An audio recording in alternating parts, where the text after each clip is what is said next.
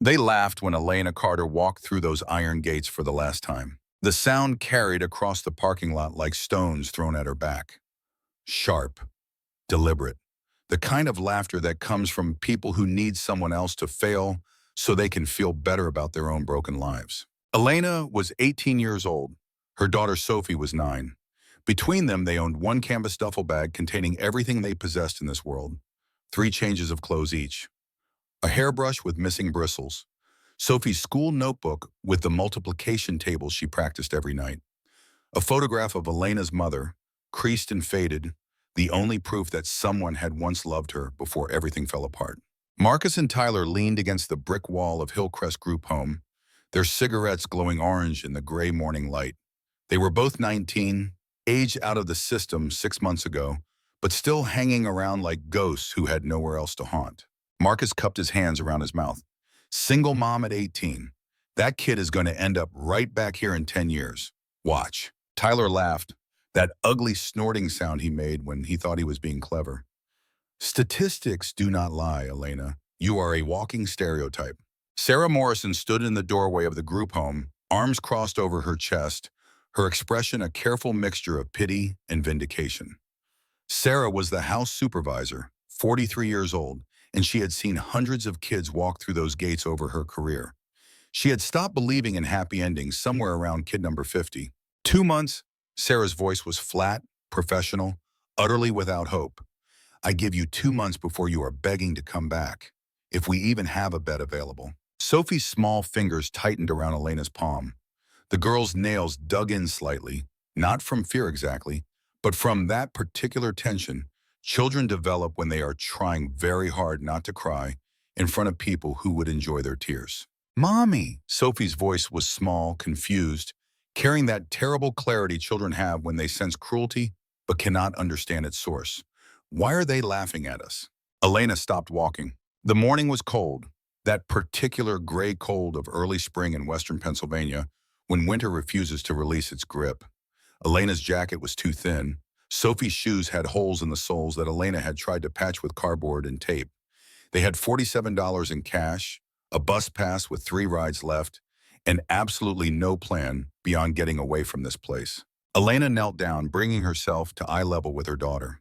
She positioned her body deliberately, blocking Sophie's view of the laughing boys and the pitying supervisor. She took Sophie's face in her hands, feeling the soft warmth of those cheeks, seeing herself reflected in those dark eyes. Because they do not know us yet, sweetheart. Elena kept her voice steady, calm, certain. They do not know what we are capable of. Sophie studied her mother's face with that intensity children have when they are deciding whether to believe a comforting lie or an uncomfortable truth. Do you know what we are capable of, Mommy?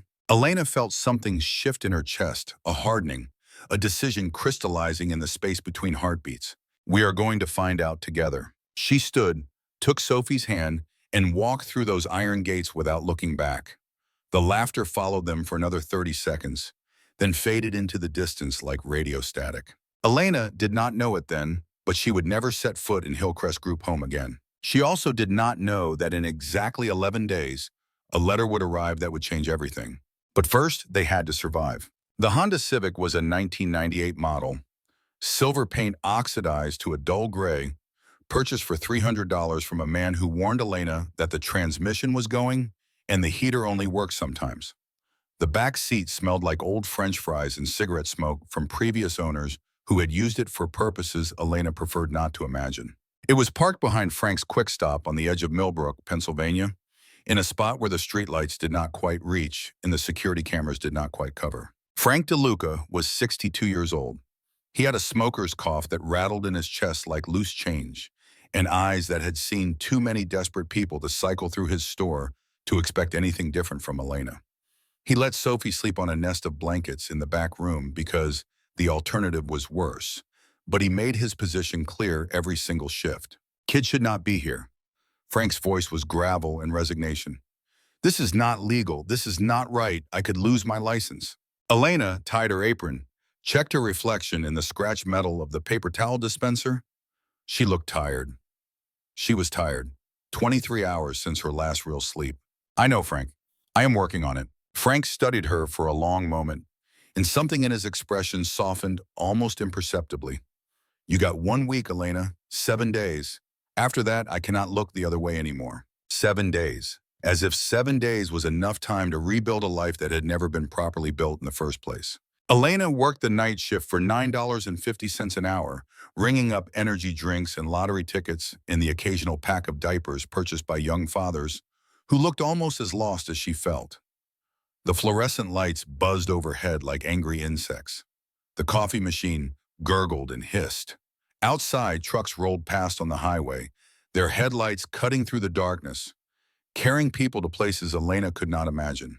In the back room, Sophie did her homework. The girl had spread her notebooks across cardboard boxes that once held beef jerky and motor oil. She worked by the light of a camping lantern Elena had found at a thrift store, her pencil scratching against paper with determined precision. Sophie was 9 years old, and she had never lived in a real house. She had spent her entire life in group homes and temporary placements, and for one terrible month when Elena's previous arrangement fell apart, a homeless shelter that smelled like bleach and despair. And yet, Sophie got straight A's in school. She read 2 grade levels above her age. She had memorized her multiplication tables up to 12, and she was working on 13 because, as she explained to Elena with perfect seriousness, 12 is too easy now, and I need a challenge. Elena counted her tips during her 15-minute break, hunched over the employee bathroom sink. Quarters and dimes and the occasional crumpled dollar bill that some customer had left because they were feeling generous or guilty, or both. $12.47. Her hands shook as she separated the coins into piles. The fluorescent light above the sink flickered and buzzed, casting her reflection in stuttering fragments. She looked older than 18 in that light. She looked like her mother. Elena pressed her palms against the cold porcelain of the sink and made herself breathe. 7 days. On the 5th night, Sophie got sick. Nothing serious, just a cold. The kind of thing that in a normal house with normal parents would mean chicken soup and extra blankets and a day home from school watching cartoons. But they did not have a normal house. They had a 1998 Honda Civic with a heater that only worked sometimes. Elena called in sick to her shift, wrapped Sophie in every blanket they owned, and ran the engine for heat until the gas gauge dipped dangerously close to empty. She held her daughter in the cramped back seat, feeling the small bodies shiver against hers, listening to the congested breathing that seemed too loud in the enclosed space. Sophie's forehead was hot against Elena's palm. "Mommy!" Sophie's voice was thick with mucus and exhaustion. "Are we going to be okay?" Elena stared at the fogged windows, at the condensation running down the glass like tears, at the darkness pressing in from all sides. She thought about the $47 that was now $32 after the gas she had bought. She thought about the tips in the box, maybe another $15 if she was lucky. She thought about the 7 days that were now 2 days, and Frank's apologetic but firm deadline, and the shelter on Maple Street that had a 6-week waiting list and did not accept children over 12. She thought about the iron gates of Hillcrest, and Marcus's mocking laughter, and Sarah Morrison's flat prediction. 2 months. Yes, baby.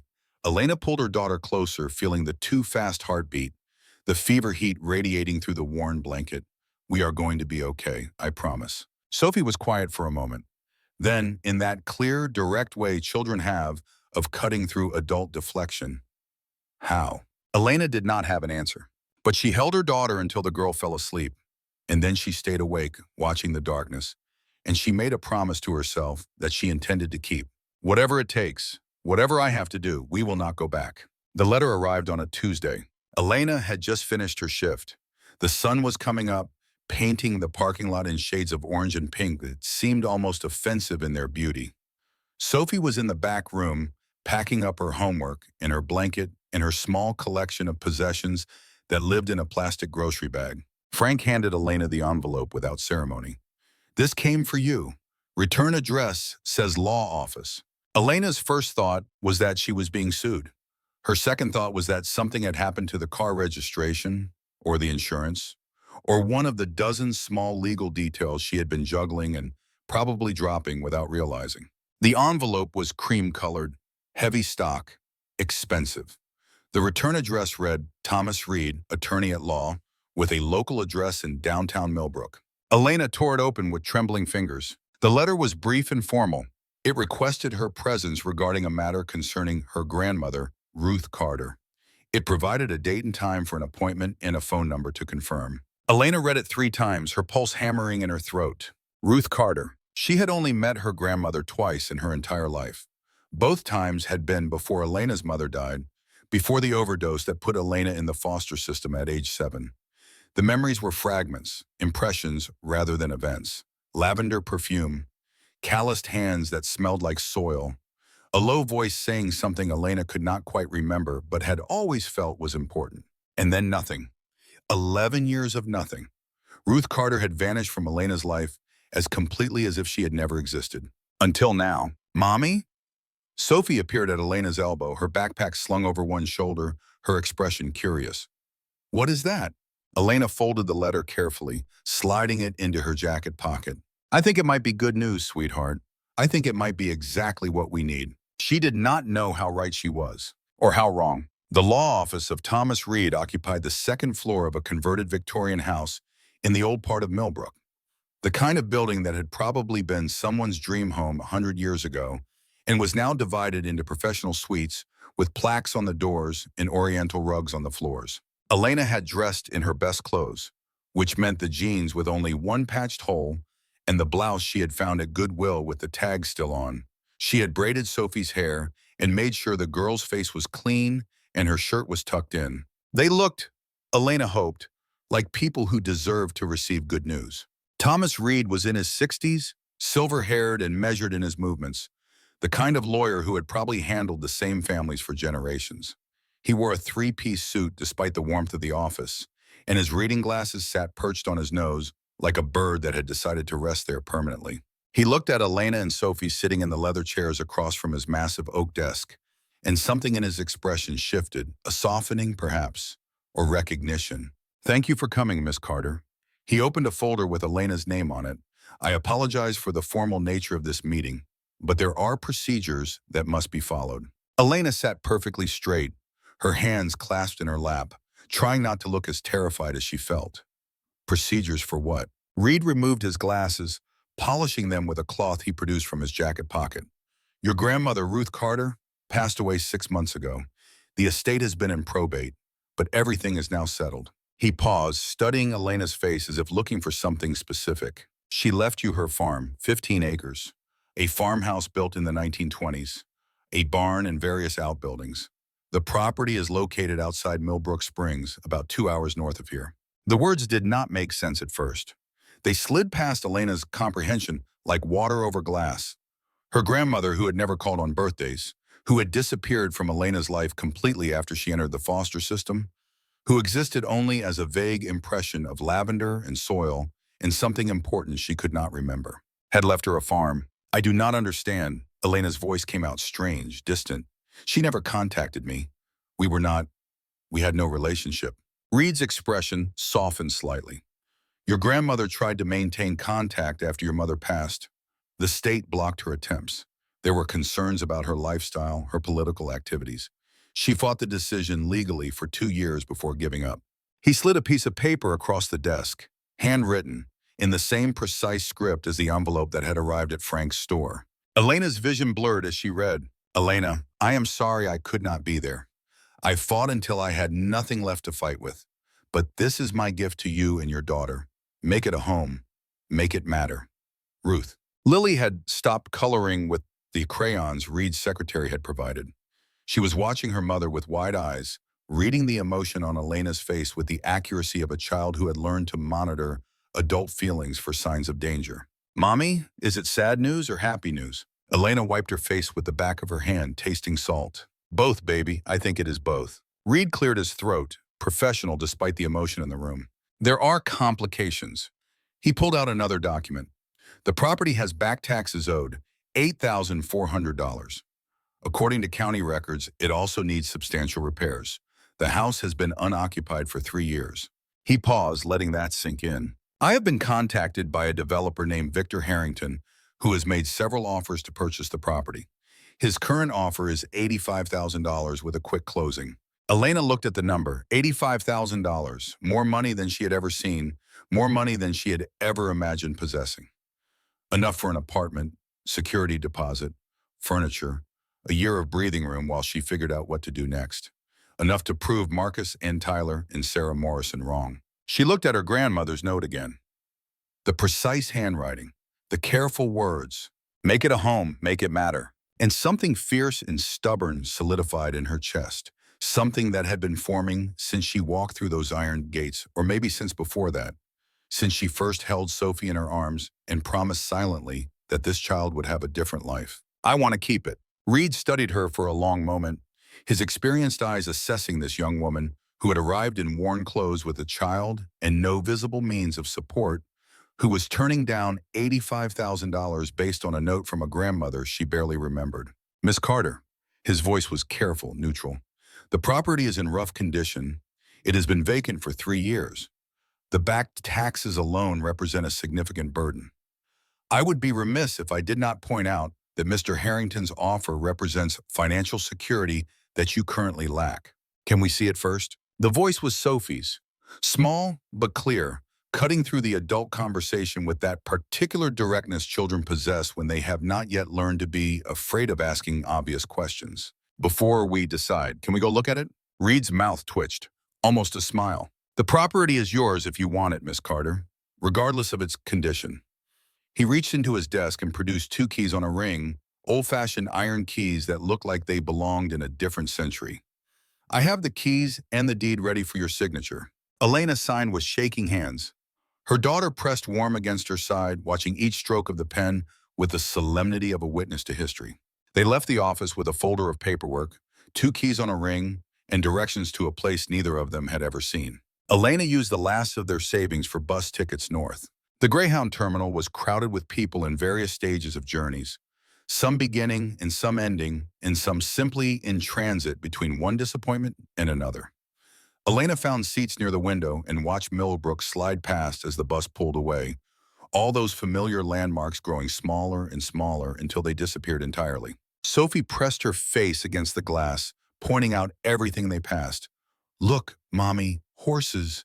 Look, a barn. Look, that cloud looks like a rabbit. The landscape changed as they traveled north. Flat agricultural land gave way to rolling hills dotted with oak trees and white fences. The sky seemed larger here, bluer, the horizon stretching out in all directions like a promise. Elena held the folder in her lap, reading and rereading her grandmother's note until the words lost their meaning and became simply shapes on paper. But the feeling remained, that mixture of grief and hope and fear that seemed too large for her chest to contain. Ruth Carter had fought for her. For 2 years, her grandmother had fought the system, hired lawyers, filed appeals, done everything legally possible to bring Elena home, and lost. And then spent the next 11 years preparing a gift for a granddaughter she might never meet. A farm, a legacy, a chance. The bus arrived in Millbrook Springs as the afternoon light was turning golden. The town announced itself with a faded sign and a main street lined with brick buildings that probably looked the same as they had 50 years ago. The bus station was really just a bench outside a gas station, but after the cramped quarters of the Honda Civic, it felt almost luxurious. Sophie spun in circles on the sidewalk, arms outstretched like she could catch the wind. Mommy, the air smells different here. It smells like growing things. Elena smiled despite the fear knotting in her stomach. She found a payphone and called the only taxi service listed in the directory, giving the address from the folder. The driver was young, maybe 25, with shaggy hair and a friendly smile that dimmed when Elena told him where they were going. The old Carter place. His voice changed, became careful.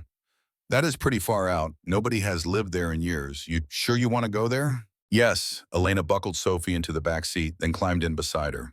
We are sure. The drive took 20 minutes on increasingly rural roads. Pavement gave way to gravel, gravel gave way to dirt, and the houses grew farther and farther apart until there were no houses at all, just fields and forests and the occasional mailbox standing sentinel at the end of overgrown driveways. The taxi turned onto a gravel driveway choked with weeds. Branches scraped against the sides of the car like fingers trying to hold them back. And then the house came into view. Elena's stomach dropped. The porch had partially collapsed on one side, wooden steps sagging like broken teeth. Windows were dark or missing entirely, covered with plywood or nothing at all. Paint peeled from every surface, exposing gray wood underneath like bones showing through skin. The yard was a jungle of overgrown grass and wild roses, beautiful and terrible at the same time. Beyond the house, a barn listed slightly to the left, its roof patched with mismatched materials that gave it a desperate, patchwork appearance. This was the legacy Ruth Carter had left her. This was the gift that was supposed to change everything. Sophie was out of the taxi before it fully stopped. She ran toward the property with the fearlessness of a child who saw possibility instead of decay, her small body disappearing into the tall grass like a swimmer diving into waves. "Mommy, it is so big," her voice carried back, bright with wonder. "And look at all the flowers." Elena paid the driver with precious bills, barely hearing his words about calling if they needed a ride back to town. She stood in the driveway with the Doffelbaum at her feet, staring at the house that was supposed to be her inheritance, her future, her grandmother's apology. It looked like something that should be condemned. It looked like every bad decision Elena had ever made crystallized into sagging boards and broken glass. It looked like failure given physical form. For a moment, she thought about turning around, calling the taxi back, taking the $85,000 and walking away from this disaster before it swallowed them whole. Then Sophie's voice drifted back from the garden. "Mommy, come see. There are purple ones and yellow ones and white ones that smell so pretty. Come see what great-grandma planted." Elena forced her legs to move. She followed her daughter through grass that reached her knees, past flowers that had somehow survived 3 years of neglect, their petals bright against the wild green. The front door hung crooked on its hinges. The lock was broken, or maybe just gone entirely. Inside, the air smelled like mold and mouse droppings in decades of neglect. Wallpaper hung in strips like dead skin. The kitchen counter was warped from water damage. Cabinet doors were missing or hanging open like broken jaws. A defunct refrigerator stood in the corner, its surface more rust than metal. No electricity, Elena confirmed when she tried the light switches. No running water, she discovered when the taps only groaned and produced nothing. The floors creaked alarmingly underfoot. Several boards felt soft with rot, the kind of soft that meant one wrong step could send you crashing through to whatever lay beneath. Upstairs, the bedrooms were tiny caves of dust and cobwebs. Furniture sat covered with stained sheets like ghosts waiting to be disturbed. Sophie had followed her mother through the exploration, her earlier excitement dampened by the reality of their situation. She stood in the kitchen now, looking around at the decay, her small face showing that particular expression children get when they are trying very hard to stay positive, but are running out of material. "Can we fix it, Mommy?" Elena wanted to lie. She wanted to say everything would be fine, that this was just a temporary setback, that tomorrow would be better, and the day after that better still. She wanted to be the mother who had answers instead of questions. Instead, she knelt down and pulled Sophie close. She breathed in the strawberry scent of the shampoo from their last shower at the truck stop 2 days ago. She felt the small heartbeat against her chest, quick and trusting. "I do not know, baby." She let the truth out, feeling it scrape against her throat. "I honestly do not know." They explored together, hand in hand, documenting the disaster room by room. The bathroom had a toilet that would not flush and a tub stained beyond recognition. The basement was flooded, water pooling in corners and dripping from ceiling joists. The barn was even worse, filled with rusted equipment and animal nests in spaces where the roof had simply given up. Night fell. They had no lights, no heat, no way to cook the canned soup Elena had brought from the convenience store. Elena found the cleanest room upstairs, a small bedroom at the back of the house with intact windows and a floor that seemed solid. They spread out their sleeping bags, ate crackers and cheese by flashlight, and drank bottled water that was already running low. Sophie did her homework because Sophie always did her homework, her pencil scratching against paper in the darkness, the flashlight beam making a small circle of normalcy in the overwhelming strangeness of their situation. "It is like camping." Sophie's voice was determined to find the bright side, clinging to optimism with the desperate grip of a child who has learned that letting go means falling. "Like we are pioneers." Elena stared at the ceiling, watching shadows move across the cracked plaster, listening to the house settle and creak around them like a living thing trying to decide if they were welcome. "Yeah, baby, just like pioneers." Later, after Sophie fell asleep, Elena let herself cry. Silent tears that soaked into the sleeping bag beneath her cheek. She cried for the grandmother she had never known, for the mother she barely remembered, for the life she had imagined versus the life she had actually received. She cried until there were no tears left, And then she lay awake watching the stars through the window, those distant lights that had probably looked exactly the same when her grandmother stood in this room decades ago.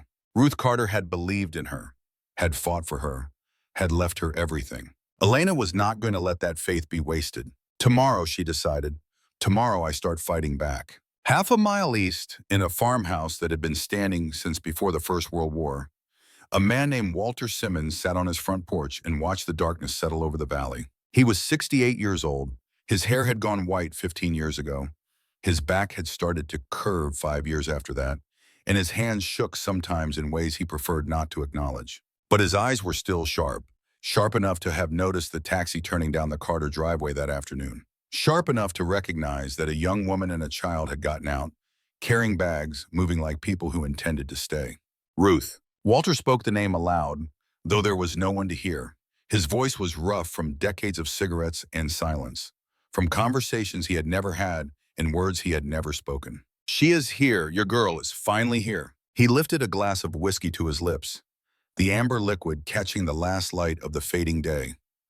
On the wall behind him, visible through the screen door, hung a photograph in a simple wooden frame. The photograph showed a woman in her 40s standing in a field of sunflowers, laughing at whoever held the camera. Her hair was dark, streaked with early gray. Her hands were dirty from work. Her eyes held that particular brightness of someone who has found their purpose and refuses to let it go.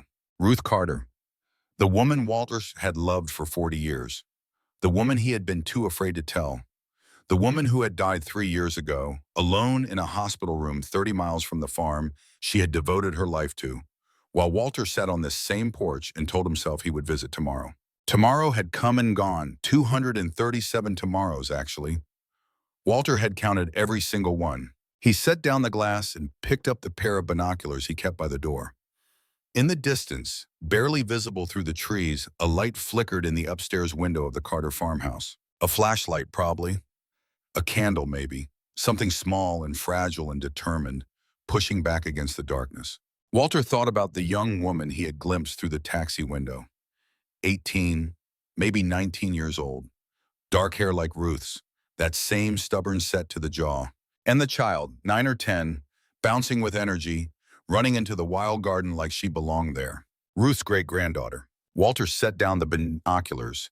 His hands were shaking worse than usual. For 3 years, he had watched that farm decay, watched the porch collapse and the roof sag and the garden grow wild. He had told himself he would fix things, would honor Ruth's memory by maintaining what she had built. But he had done nothing, just like he had done nothing when Ruth needed a witness in court to testify that she was fit to raise her granddaughter. Just like he had done nothing when she sat on his porch and cried and asked him why he would not help her. I did not want to get involved. That was what he had said. It is not my business. Let the system handle it. The system had handled it. The system had taken an 11-year-old girl and put her in foster care and kept her there until she aged out with nothing but a canvas bag and a 9-year-old daughter and no idea that someone had fought for her. Someone besides Ruth, anyway. Walter stood up, his knees protesting the movement. He walked to the photograph on the wall and looked at Ruth's smiling face. I know what you would say. His voice was barely a whisper. You would say it is time to stop being a coward. You would say I owe you this. The photograph did not answer. Photographs never did. But Walter knew what he had to do. Tomorrow he would walk down that driveway. Tomorrow he would introduce himself to Ruth's granddaughter. Tomorrow he would start paying back a debt 40 years in the making. He just hoped he was not too late. Outside, the night deepened over the valley. Stars emerged in their thousands, the same stars that had watched over this land for millennia.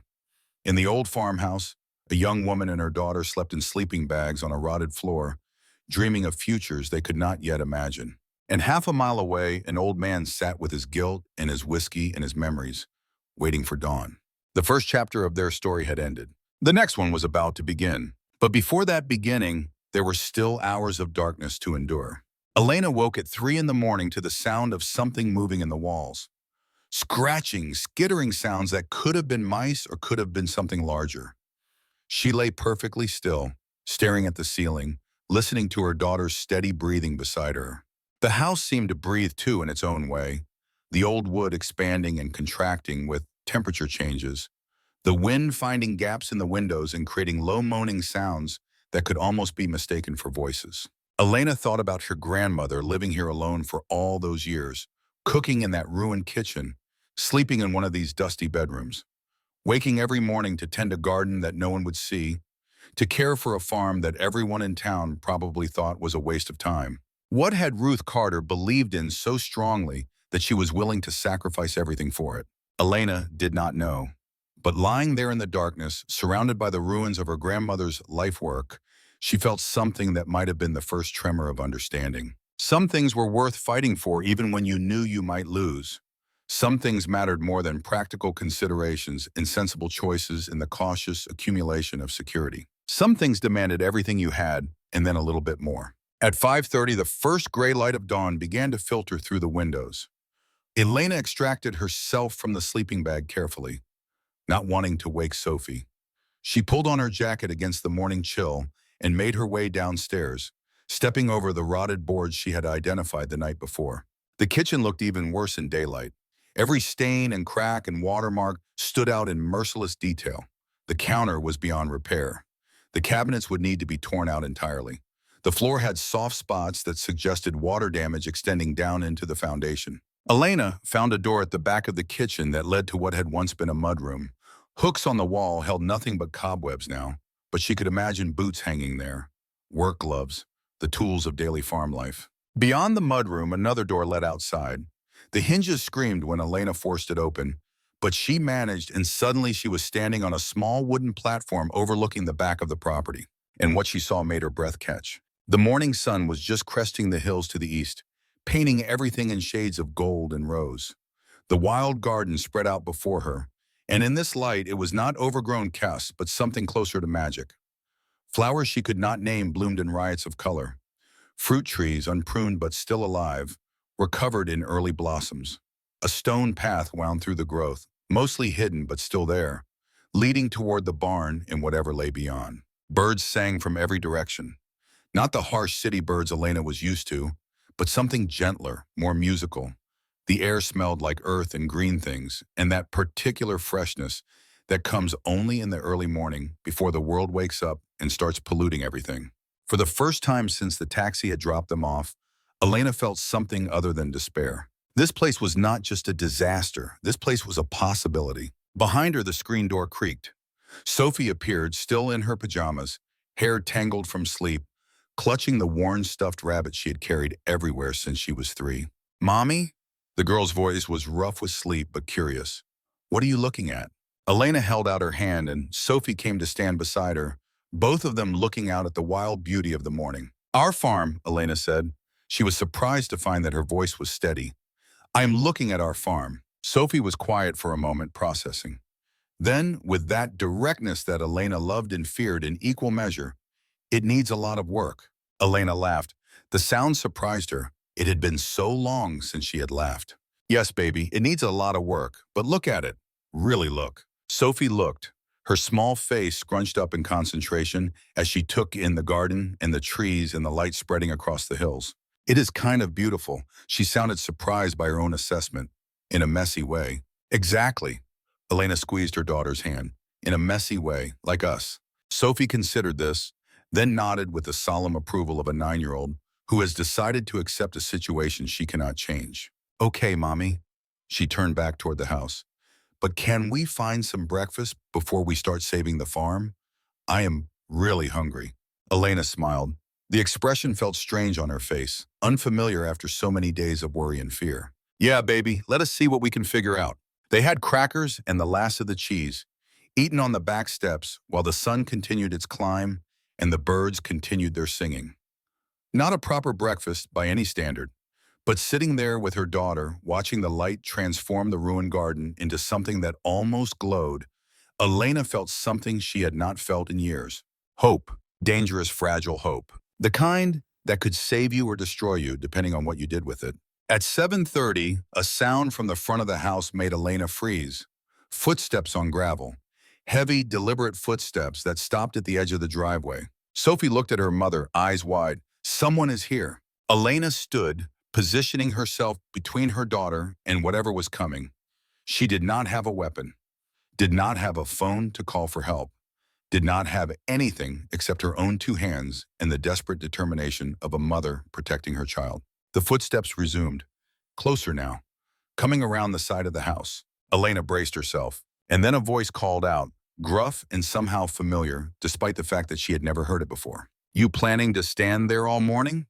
Or are you going to invite me in for coffee?" A man appeared around the corner of the porch, 60-something, white-haired, back slightly curved with age. He wore work boots and faded jeans and a flannel shirt that had been washed so many times the pattern was barely visible. His eyes, though? His eyes were sharp, the kind of sharp that came from decades of watching and waiting and keeping quiet about what you saw. He stopped a few feet away, studying Elena with an intensity that made her want to step back. "You look just like her." His voice cracked slightly on the words. "Like Ruth, I mean. Same stubborn jaw, same way of standing like you are daring the world to knock you down." Elena found her voice. "Who are you?" The old man was quiet for a long moment. Something moved across his face, some emotion too complex to name, there and gone before Elena could identify it. "Name is Walter. Walter Simmons. I live about half a mile that way." He gestured vaguely east. "Your grandmother and I were neighbors for 40 years. He paused, and when he spoke again, his voice was different, heavier. "I loved her. Never told her, never acted on it, just loved her from a distance like a fool. And when she needed me most, I let her down." He met Elena's eyes directly. "I'm not here for forgiveness, just here to help, if you will let me." Sophie stepped out from behind her mother, looking up at the old man with the frank assessment children use on adults they have not yet decided to trust. "Did you know my great-grandma?" Walter's expression softened. Something that was almost a smile crossed his weathered features. "Yes, child, I knew her. She was the best person I ever met, and she would have loved you more than you can imagine." He looked at Elena again. "I know how to fix this place. Ruth taught me most of what I know about farming, about building, about keeping things alive when everything is trying to make them die." He glanced at the sagging porch, the broken windows, the overwhelming evidence of decay. Going to take time, going to take work, going to take stubbornness that would make a mule look cooperative. He extended a calloused hand. "But if you are willing to learn, I am willing to teach. Call it my last debt to Ruth, the one I should have paid years ago." Elena looked at his hand, looked at his face, looked at the house behind her, at the impossible task waiting inside those walls. She thought about the iron gates of Hillcrest, about Marcus and Tyler's laughter, about Sarah Morrison's flat certainty that she would fail. She took Walter's hand. "When do we start?" Walter smiled. It transformed his face, made him look younger and sadder and more human all at once. "Right now." He turned toward the front of the house. "First thing we do is check that porch before it collapses and kills somebody. You got a hammer?"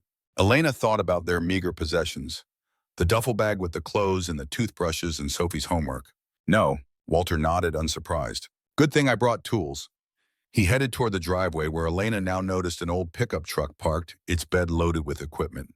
"Your grandmother always said the first step to fixing any problem is admitting you do not have what you need. The second step is finding someone who does." Elena watched him go, then looked down at Sophie, who was watching her with an expression of cautious hope. "I think we might be okay, Mommy." Sophie's voice was small but certain. "I think this is going to work." Elena pulled her daughter close. "I think so too, baby. I think so too." Above them, the morning sun continued its climb. The birds continued their singing. And somewhere in the wild garden, flowers that Ruth Carter had planted years ago continued their patient blooming, waiting for someone to notice them, waiting for someone to carry on what she had started. The wait was finally over. Walter Simmons did not believe in wasting time with pleasantries. By 8 o'clock that first morning, he had Elena standing in front of the collapsed section of porch, a hammer in her hand and absolutely no idea what to do with it. "First rule," Walter's voice carried the weight of decades, "I do not do the work for you. I show you once. I explain once. After that, you figure it out or you fail. Understood?" Elena gripped the hammer tighter. The handle was worn smooth from years of use, the metal head heavy in a way that suggested serious business. "Understood." "Good." Walter pointed at the sagging boards. "What do you see?" Elena looked, really looked, the way she had learned to look at problems during all those years in the system. Broken wood, rotted supports, a structure that had given up trying to hold itself together. "I see a mess." Walter almost smiled. "Everybody sees a mess. Tell me what caused the mess." Elena studied the porch more carefully. The boards were warped and gray, split in places where the grain had separated. Underneath, she could see the support beams, some still solid but others soft with decay. Water damage. She pointed at the corner where the collapse was worst. The roof over this section is gone. Rain got in, sat on the wood, rotted it from inside. Walter nodded slowly. Good, what else? Elena frowned, looking again. The nails. They were pulling out of the boards, not because the boards broke, but because the wood got soft and could not hold them anymore. Better. Walter moved closer, his boots creaking on the section of porch that still held weight. Now tell me what we fix first. This felt like a test. Elena thought about all the things wrong with this house, all the problems competing for attention, all the ways everything could go wrong. The roof, she said it with more confidence than she felt. If we do not stop the water coming in, anything else we fix will just rot again. Walter turned to look at her. Something shifted in his expression, approval mixed with something that might have been surprise. Ruth had said the same thing. First day I met her, she was up on her roof in a thunderstorm, patching a leak with tar in pure stubbornness. I asked her why she did not wait for dry weather. She said water does not wait, so neither do I. He walked toward his truck, gesturing for Elena to follow. We start with tarps. Cover what is exposed, stop the bleeding. Then we assess what can be saved and what has to go. He pulled a blue tarp from the truck bed, heavy plastic that smelled like hardware stores and practical solutions. You know how to climb a ladder? No. He handed her the tarp. You do now. The next 3 hours were the hardest of Elena's life. She learned that climbing a ladder with supplies in your arms required balance she did not possess. She fell twice, scraping her bare palms on the rough wood of the porch, biting back curses because Sophie was watching from the yard with worried eyes. She learned that spreading a tarp on a damaged roof required strength and patience in equal measure. The wind fought her. The slope of the roof fought her. Her own fear of heights fought her with every step. Walter watched from below, calling corrections when she was about to make a mistake, but never once reaching up to help. Other side, more tension on that corner. You want it tight or the wind will get under it and tear it loose. Elena's shoulders burned. Her fingers ached. Sweat ran down her back despite the cool morning air. But she got the tarp secured. When she climbed down, her legs shaking, her whole body trembling with exhaustion and adrenaline, Walter handed her a bottle of water without comment. They stood together, looking up at the blue plastic now covering the worst section of roof. It was not pretty, it was not permanent, but it was something. Tomorrow we check for leaks. Walter's voice was matter-of-fact. If it holds, we move to the next section. If it does not, we figure out why and fix it. He started walking toward his truck. Same time tomorrow. Do not be late. Elena watched him drive away, the old pickup bouncing over the rutted driveway until it disappeared around the curve. Sophie appeared at her side, looking up at the tarp on the roof. You did that, Mommy. Elena looked at her blistered palms, at the dirt ground into every line and crease. Yeah, baby, I did. Sophie slipped her hand into Elena's, careful to avoid the raw spots. I knew you could. The days that followed fell into a rhythm. Walter arrived every morning at 7:30, his truck loaded with tools and materials that seemed to appear from nowhere. He never explained where he got them or how much they cost. When Elena tried to ask, he just shook his head. Consider it paid for. Ruth left funds with me for exactly this purpose. She knew you would come eventually. Elena did not entirely believe him, but she was in no position to argue. Each day brought new lessons. How to test wood for rot by pressing with a screwdriver and feeling for give. How to sister a joist when the original was too damaged to bear weight alone. How to read a level and why it mattered that everything be true. Walter was not a patient teacher. He expected her to pay attention the first time, to ask questions if she did not understand, and to figure things out through trial and error when words failed. But he was fair. He never yelled, never belittled, never made her feel stupid for not knowing things she had never been taught. And slowly and possibly, Elena began to learn. Sophie became Walter's unofficial assistant. She held tools, fetched supplies, asked endless questions that Walter answered with surprising patience. Why do we use galvanized nails outside but regular nails inside? Because galvanized nails have a coating that keeps them from rusting. Outside nails get wet. Wet metal rusts. Rusted nails fail. Failed nails mean collapsed structures. Sophie nodded solemnly, filing this information away in whatever mental catalog she was building. Great-grandma knew all this stuff? Walter paused in his work, and something crossed his face that Elena could not quite read. Your great-grandmother knew more about building and growing and fixing than anyone I ever met. She learned it from her parents, who learned it from their parents. Goes back generations on this land. He picked up his hammer, turning back to the work. Some knowledge is worth more than money. Remember that. On the fifth day, everything changed. Elena was in the kitchen, trying to determine if any of the cabinets could be salvaged, when she heard a car engine. Not Walter's familiar truck, but something smoother, more expensive. She walked to the front window and felt her stomach drop. A black Mercedes sedan was pulling up the driveway, its polished surface absurdly out of place against the wild grass and weathered buildings. The car stopped and a man emerged. He was in his 50s, silver hair perfectly styled, wearing a suit that probably cost more than everything Elena owned combined. He moved with the confidence of someone who was used to being the most important person in any room he entered. Elena wiped her hands on her jeans and stepped out onto the porch, positioning herself in the doorway. The man stopped at the bottom of the steps, looking up at her with an expression she could not read. Elena Carter. His voice was smooth, cultured, carrying the faint remnants of an accent she could not place. I am Victor Harrington. I believe my attorney has been in communication with yours regarding this property.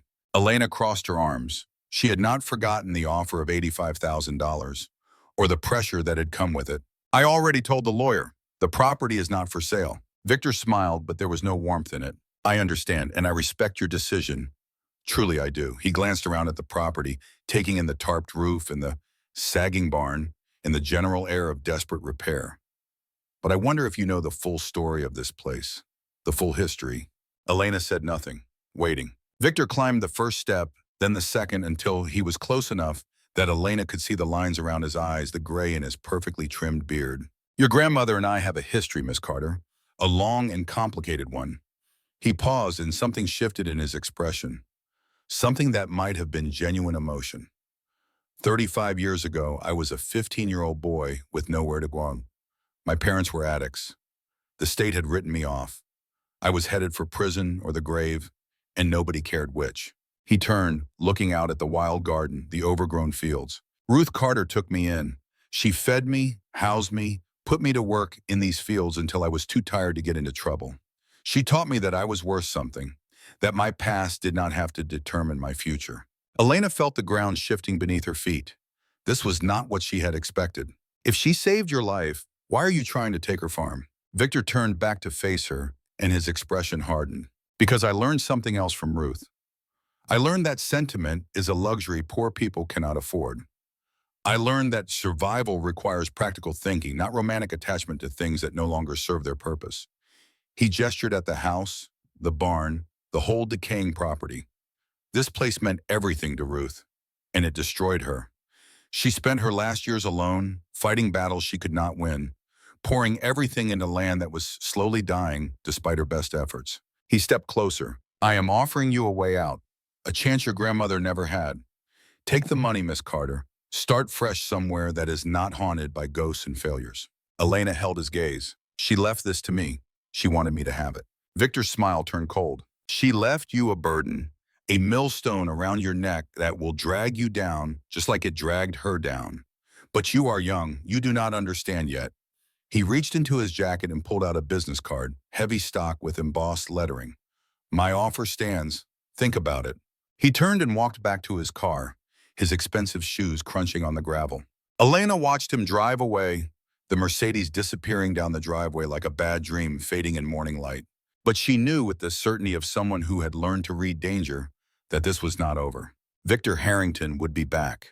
A week passed, then another. The work continued, relentless and exhausting and strangely satisfying in ways Elena had never experienced before. The community began to notice. A woman named Patricia Morrison, who everyone called Pat, appeared one morning with a truck full of canning supplies and an offer to teach Elena how to preserve the vegetables that were somehow still growing in Ruth's neglected garden. Your grandmother kept half this town fed during the recession. Pat was in her 50s, gray-streaked hair and capable hands and eyes that missed nothing. I owe her more than I can ever repay. Least I can do is help her granddaughter. George Miller, who owned the hardware store in town, started giving Elena discounts without being asked. 20% off, then 30. Then he just stopped charging for small items altogether. Ruth had an account here for 40 years. George was built like the farmer he had been before he opened the store, broad-shouldered and quiet. Consider this part of the balance. Nathan Cole, a contractor in his 40s, drove out one Saturday with a truckload of lumber. Heard you were fixing up the old Carter place. His voice was gruff, his handshake firm. Ruth helped my mother through a bad winter back in '87. She would not take payment, said that is what neighbors do. He gestured at the lumber. This is me being a neighbor. Elena tried to refuse, tried to explain that she could not accept charity, that she needed to do this on her own, that she was not the kind of person who took handouts. Nathan just shook his head. It is not charity when it is owed. Ruth never kept score, but the rest of us did. You are collecting debts she was too proud to call in. The help was overwhelming and humbling and exactly what Elena needed to believe she might actually survive this. But she could not shake the feeling that something was coming, some storm building on the horizon that she could not yet see. The storm arrived on a Tuesday afternoon. Victor Harrington's Mercedes pulled up the driveway for the second time. But now there was another car behind it. A sleek black sedan with tinted windows and license plates that read Reed Law. Thomas Reed, the lawyer who had told Elena about her inheritance, emerged from the second car looking uncomfortable in a way that made Elena's stomach clench. Victor got out of his Mercedes, but he was not alone this time. A younger man followed carrying a briefcase, wearing the sharp suit and sharper expression of someone who made his living finding weaknesses in other people's positions. Miss Carter. Victor's voice was different today, harder, more businesslike. I wish this visit were under better circumstances. Elena stood on the porch she had helped repair, Sophie behind her in the doorway, Walter approaching from the barn where he had been working on the foundation. What circumstances? Victor gestured to the man with the briefcase. This is David Chen, my attorney. He has uncovered some information regarding your inheritance that I felt obligated to share with you in person. David Chen opened his briefcase and removed a folder, extending it toward Elena. Miss Carter, I will be direct. The will your grandmother filed with Mr. Reed's office has been declared invalid by the county probate court. Elena felt the words like physical blows. What? The will was handwritten, which is acceptable under Pennsylvania law. However, it required 2 witnesses to be valid. According to our research, only one witness signature appears on the document. The second line is blank. Elena's mind raced. She thought about the will she had signed, the papers that had seemed so official, the sense of finally having something that belonged to her. That cannot be right. Mr. Reed filed everything. He said it was settled. Thomas Reed stepped forward, his expression pained. I apologize, Miss Carter. The oversight was mine. I should have caught the missing signature before submitting the will to probate. By the time the error was discovered, the initial acceptance had already been granted. But the court has since reviewed the documentation and found it insufficient. Victor moved closer, his voice softening into something that might have been sympathy. What this means, Miss Carter, is that your claim to this property is legally questionable. Without a valid will, the estate could be subject to intestate succession laws. There may be other potential heirs. The process could take years to resolve. He paused, letting that sink in. But that is not the worst news. Elena felt Sophie's hand slip into hers, small fingers gripping tight. What else? David Chen produced another document from his briefcase. Mr. Harrington has purchased the outstanding tax debt on this property from the county, $8,400, plus accumulated interest and fees. Under Pennsylvania law, as the debt holder, he is entitled to initiate foreclosure proceedings if the debt is not satisfied within 30 days. The numbers hit Elena like a physical blow. $8,400. She had maybe $200 to her name. She had no job, no income, no way to generate that kind of money in 30 days. Victor's expression was unreadable. I want to be clear, Miss Carter. I take no pleasure in this. Your grandmother was important to me once. I hoped you would accept my offer and walk away with a substantial sum. But you chose to fight, and now the situation has become more complicated for both of us. He straightened his jacket. You have 30 days. Pay the tax debt in full, or I will proceed with foreclosure. After that, the property will be mine, regardless of whatever probate courts decide. He turned and walked back to his car. I truly am sorry, Miss Carter, but this is business. And in business, sentiment loses to practicality every single time. The 2 cars pulled away, leaving Elena standing on the porch with the weight of an impossible deadline pressing down on her shoulders. Walter reached her side, his weathered face grim. How much do you have? Elena shook her head, unable to speak. Sophie's voice came small and frightened from behind her. Mommy, what does foreclosure mean? Elena turned and knelt, taking her daughter's hands. It means we have 30 days to find $8,400, or we lose everything. Sophie's eyes were wide, but there was steel in them too. Steel that Elena recognized because it was the same steel she saw in her own reflection. Then we find it. Sophie's voice was firm. We find it and we stay. Great-grandma wanted us here. We are not leaving. Elena pulled her daughter close, breathing in the scent of her hair, feeling the small heart beating against her chest. No, baby, we are not leaving. Over Sophie's shoulder, she met Walter's eyes. The old man's expression was unreadable, but something moved behind it, some decision being made in the silence. We need to talk. Walter's voice was quiet. Tonight, after the girls asleep, there are things you need to know. That night, after Sophie had fallen asleep in the upstairs bedroom they had made habitable together, Elena sat on the porch with Walter. The stars were out, scattered across the sky like spilled salt, and somewhere in the darkness, an owl called its hunting cry. Walter had brought whiskey. He poured 2 glasses without asking if Elena wanted one, and she accepted without comment. They sat in silence for a long moment, the only sound the creaking of the porch and the distant singing of insects. Ruth and I met in 1973. Walter's voice was rough, as if the words had been sitting in his throat for decades waiting to be spoken. I had just come back from Vietnam. She had just inherited this place from her parents. We were both broken in our own ways, but we fit together somehow. He took a long drink. I loved her. From that first summer, I loved her, but I was too scared to say anything, too convinced that I did not deserve her, that the things I had done, the things I had seen had made me unworthy of someone that good. Elena stayed silent, sensing that interruption would break whatever spell allowed Walter to speak. We became friends instead, close friends. I helped her with the farm. She helped me remember how to be human. For 40 years, we lived half a mile apart and saw each other almost every day, and I never once told her how I felt. His hand shook slightly as he raised the glass again. When your mother died and you went into the system, Ruth tried to get custody. She hired lawyers, filed petitions, did everything legally possible to bring you home. Elena felt her throat tighten. She needed witnesses, people who could testify that she was fit to raise a child, that her lifestyle, her beliefs, her way of living would not damage you. Walter's voice dropped to almost a whisper. She asked me to testify, to go to court and tell them that Ruth Carter was the best person I had ever known, that any child would be lucky to have her. The silence stretched. Elena already knew what was coming, could feel it approaching like a train on tracks. I said no. The words fell into the darkness like stones into water. I said I did not want to get involved. I said it was not my business. I said the system would do what the system did, and there was no point fighting it. Walter's face was wet, tears cutting through the weathered skin like rivers through stone. She never forgave me, and she was right not to. I was a coward. I let the only woman I ever loved fight alone because I was too afraid to stand beside her. Elena found her voice. The will. You were supposed to be the second witness. Walter nodded slowly. The first will, the one Reed filed, Ruth wrote it and asked me to come sign as witness. I drove over that same night, but I could not bring myself to knock on the door. I sat in my truck for an hour, then drove home.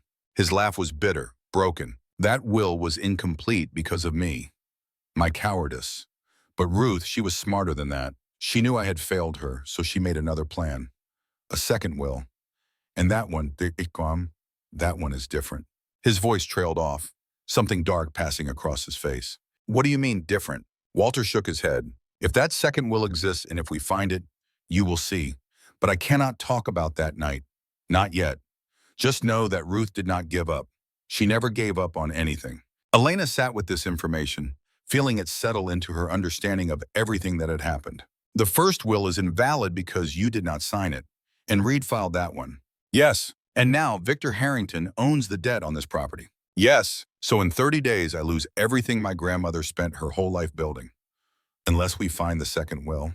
Walter flinched as if she had struck him. Yes, Elena stood. Her whole body was trembling, rage and grief and something else fighting for dominance. She walked to the edge of the porch, looking out at the darkness, at the stars, at the land that might not be hers for much longer. Why tell me this? Why now?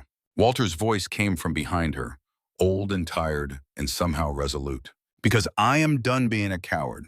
Because Ruth deserved better than what I gave her, and you deserve the truth, and because there might still be a way to fix this. Elena turned. How? Walter met her eyes in the dim light. The will Ruth filed was not the only one she wrote. She told me once that she kept a second copy somewhere safe, somewhere she knew it would be found when the time was right. If that copy exists, and if I can finally do what I should have done years ago and sign it properly, it might be enough to challenge Victor's claim. Elena felt hope flicker in her chest, dangerous and fragile. Where is it? Walter shook his head. I do not know. But Ruth was clever. She would have hidden it somewhere meaningful, somewhere connected to her legacy, to what this place meant to her. He stood, moving to stand beside Elena. We have 30 days. We spend our mornings working on the house because that is what Ruth would want. We spend our evenings searching for that will. And we pray that somewhere in this farm, Ruth left us one last gift. Elena looked at the old man standing beside her, the man who had failed her grandmother, the man who carried 40 years of regret like chains around his neck. Why should I trust you? Walter's answer was immediate. You should not. I have given you no reason to trust me, but I am all you have got, and for whatever it is worth, I am not going to fail Ruth again. Not this time. Elena turned back to the darkness, to the stars, to the impossible task ahead. 30 days, $8,400. A missing will, a coward trying to find his courage. She thought about Sophie asleep upstairs, about the iron gates of Hillcrest, about Marcus and Tyler's mocking laughter and Sarah Morrison's flat certainty that she would fail. 2 months, Sarah had said, I give you 2 months before you are begging to come back. It had been almost a month now, 23 days of work and learning and slowly starting to believe that maybe she could actually do this. And now everything was falling apart again. Elena finished her whiskey in one long swallow, feeling the burn all the way down. We start tomorrow. She kept her voice steady through sheer force of will. First light. We search everywhere, every closet, every drawer, every loose board in this house. She turned to face Walter. And if we do not find it, Walter's expression was grim. Then we find another way, because I am not going to watch Ruth's granddaughter lose everything. Not while I still have breath in my body. They stood together in the darkness, two people bound by a dead woman's love and a shared determination to honor what she had built. Tomorrow would bring new challenges, new fears, new reasons to give up.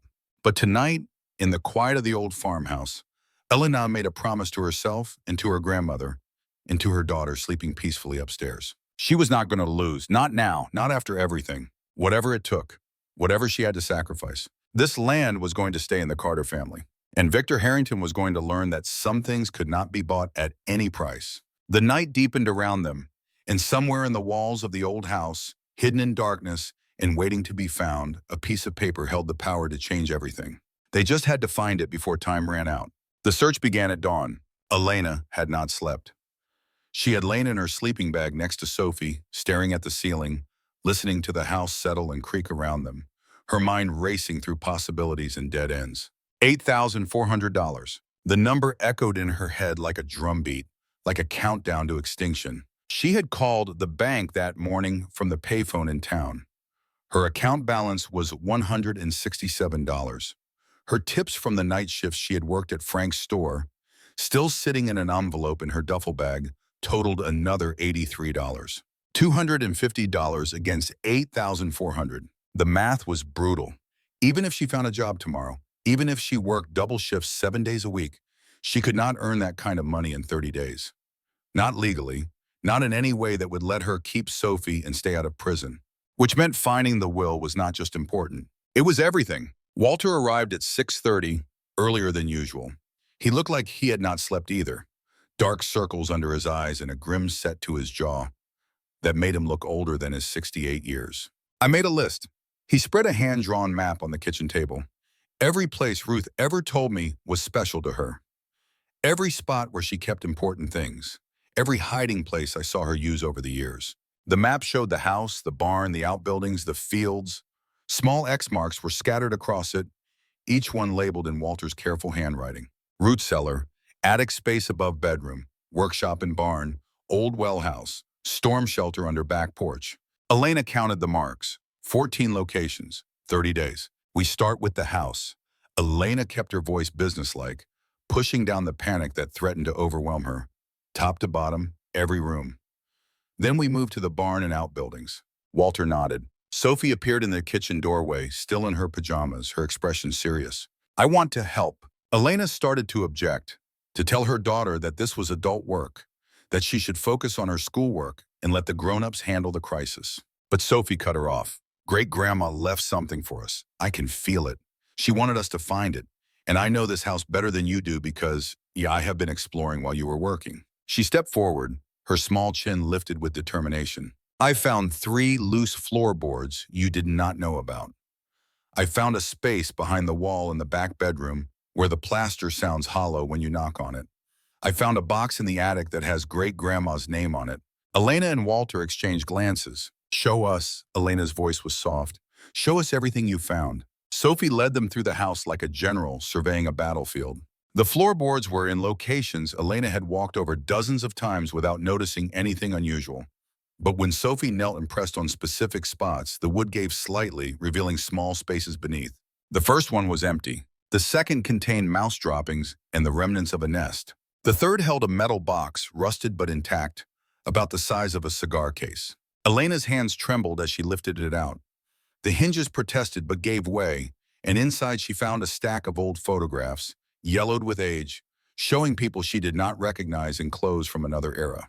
Not the will, but something. Who are these people? Walter leaned over her shoulder, his breath catching. Ruth's parents, and their parents before them. This must go back 4 generations. He pointed to a woman in one of the oldest photographs, her face stern but somehow familiar. That is Ruth's grandmother, Esther. She was the one who first bought this land, saved every penny she earned, working as a seamstress until she had enough to put a down payment on 15 acres of nothing. Elena studied the face in the photograph. There was something in the eyes, some quality of determination that seemed to echo across the decades. She was 18 when she bought this place. Walter's voice was quiet. Same age as you. Everyone told her she was crazy. A woman alone buying farmland with seamstress wages, but she did it anyway, and she made it work. Sophie reached into the box and pulled out a folded piece of paper that had been stuck to the bottom. What is this? Elena unfolded it carefully. The paper was brittle with age. The handwriting faded but still legible. It was a letter dated 1923. To whoever finds this, my name is Esther May Carter. I am 18 years old, and today I signed the deed to this land. They say I will fail. They say a woman cannot farm alone. They say I should find a husband and let him handle the hard things. But I have learned that the people who tell you what you cannot do are usually the ones who are afraid to try themselves. This land is mine now. I will make it grow. I will make it matter. And when I am gone, I will leave it to someone who understands that some things are worth fighting for. If you are reading this, you are that someone. Do not give up. Elena read the letter twice, then a third time. The words seemed to burn into her consciousness, a message from a woman who had faced the same doubts and fears 100 years ago. She left this for us. Sophie's voice was hushed with wonder. She knew someone would find it. She knew we would need it. Elena folded the letter carefully and slipped it into her pocket.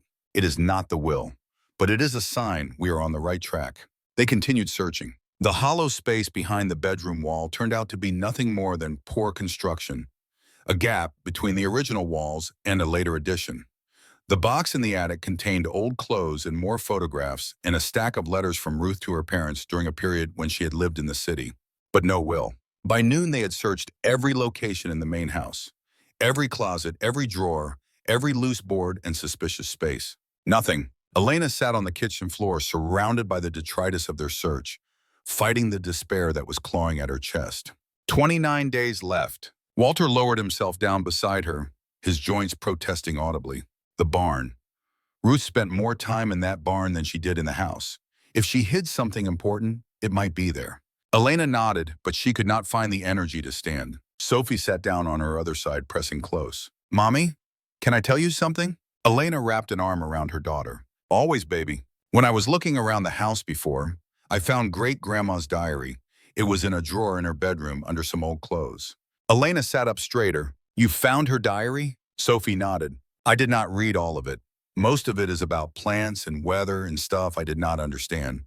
But there was one part that stuck in my head. She closed her eyes, reciting from memory. The most important things should be kept where the beginning meets the end, where the roots go deepest, where the first seed was planted and the last harvest will be gathered. Elena looked at Walter. Do you know what that means? Walter's face had gone pale. Ruth used to talk about the first tree her grandmother planted when she bought this land. An apple tree, down by the creek at the edge of the property. Esther planted it the day she signed the deed, said it would be her witness to everything that happened after. He struggled to his feet. The tree is still there. At least it was 3 years ago. Oldest apple tree in the county, Ruth used to say. The beginning meets the end. Elena stood, energy flooding back into her exhausted body. How far? Half a mile, maybe less. Through the back fields, down to where the creek cuts through the property line. Elena looked at Sophie. You stay here. Keep searching the barn. If you find anything at all, you come get us immediately. Sophie nodded, her face serious. I will, Mommy. Go find great-grandma's treasure. Elena and Walter walked in silence through the overgrown fields. The grass was waist-high in places, the path barely visible beneath years of neglect. But Walter moved with confidence, navigating by landmarks Elena could not see, his memory of this land guiding them through the wilderness. The creek appeared first as a sound, the gentle murmur of water over stones. Then they pushed through a final wall of brush, and there it was. The apple tree. It was massive, ancient, its trunk twisted by a century of growth. The branches spread wide enough to shade a small house, heavy with fruit that glowed red and gold in the afternoon light. At the base of the trunk, barely visible beneath a layer of fallen leaves and accumulated debris, was a stone marker. The kind of marker people used to place at important spots, boundaries and graves and places of significance. Elena dropped to her knees, brushing away the leaves with trembling hands. The stone had words carved into its surface, worn but still readable. Esther May Carter, 1905 to 1987. She planted. She grew. She mattered. This is her grave. Elena's voice was barely a whisper. Your grandmother is buried here. Walter nodded. Ruth is here too, beside her grandmother, like she wanted. They did the service 3 years ago, just a few people who remembered what she meant to this community. Elena placed her palm flat on the stone, feeling the cool roughness against her skin. I am here, she said softly. I found you. Both of you. She began to dig. Not deep, not disturbing the graves themselves, but around the base of the stone, in the loose soil where something might have been buried within reach. Her fingers touched metal. A box, larger than the one under the floorboards, heavy with contents she could not see. Elena pulled it free and sat back, the container resting on her lap. Walter crouched beside her, his breath coming fast. Open it. Elena lifted the lid. Inside, wrapped in oilcloth to protect against moisture, was a leather folder. And inside the folder was a stack of documents, the paper crisp and white, clearly newer than everything else they had found. On top was a handwritten note in Ruth's familiar script. Elena, if you found this, you are exactly who I thought you were. The will inside is legal and complete. Walter Simmons witnessed my signature on March 15, 2020. He knows the truth about that night, even if he has spent years trying to forget. Ask him. Make him tell you everything. Do not let anyone take this land from you. It has been Carter land for 100 years. Make it 100 more. Love, Ruth. Elena lifted the will with shaking hands. There were 2 signatures at the bottom. Ruth Carter, and beneath it, in handwriting that was slightly unsteady but unmistakably authentic, Walter Simmons. Elena looked at Walter. The old man's face was wet with tears, but there was something else in his expression. Something guarded, something he was not ready to share. That night, his voice was barely a whisper. I cannot talk about that night, not yet. Elena studied him. She could see the pain written in every line of his face, the guilt, the weight of secrets carried too long. Ruth says you know the truth, that you remember everything. Walter turned away, his shoulders shaking. I remember. He said it like a confession. I remember all of it. But the full story, that is for another time, when I can find the words. Elena wanted to push, wanted to demand answers, but something in Walter's brokenness made her hold back. Okay, she kept her voice gentle. When you are ready. Walter wiped his face with the back of his hand. The signature is real. The will is valid. That is what matters right now.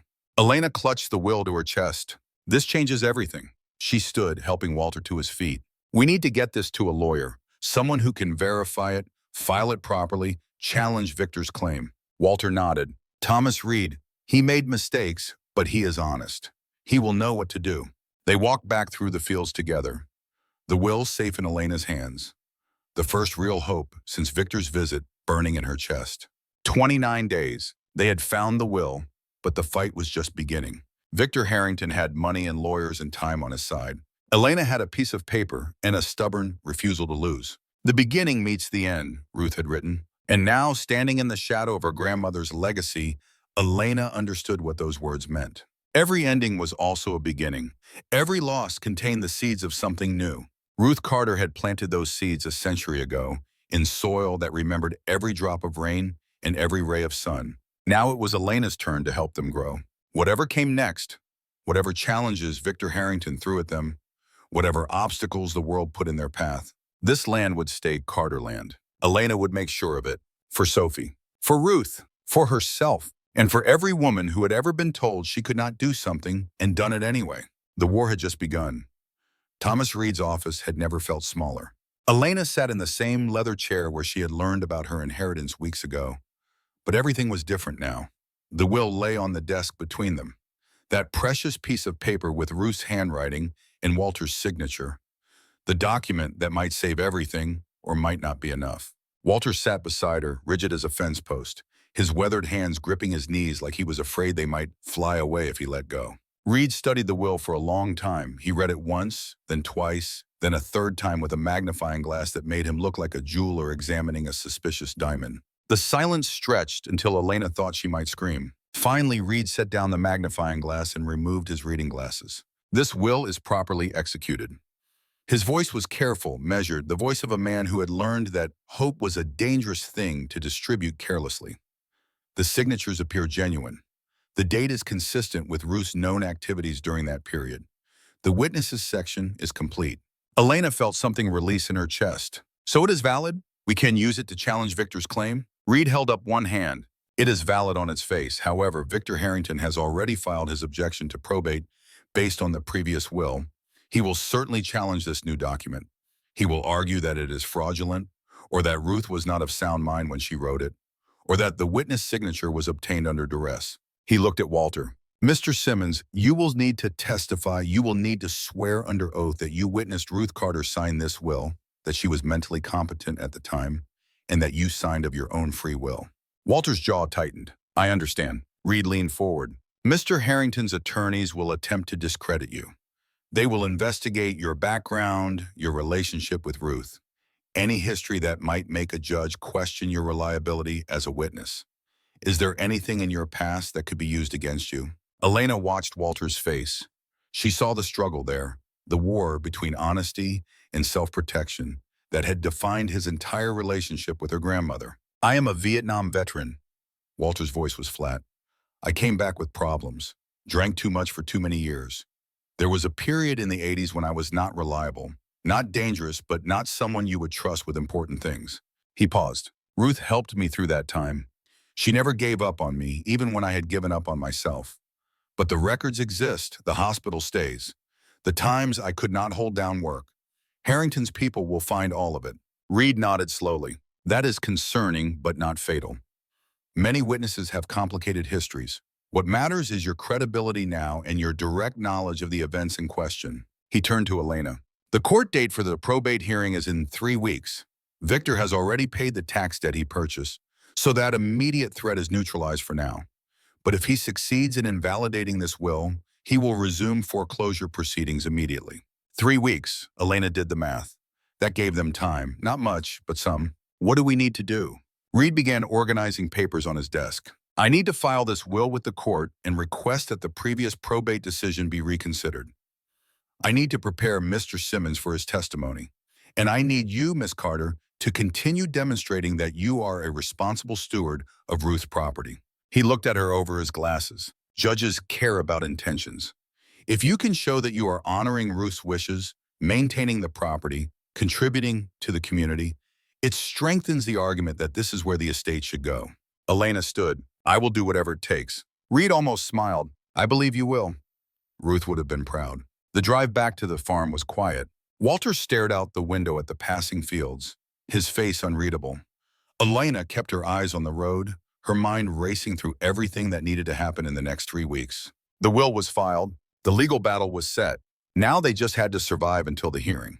When they pulled into the driveway, Sophie came running from the house, her face bright with excitement. Mommy, Mommy, I found something! Elena's heart jumped.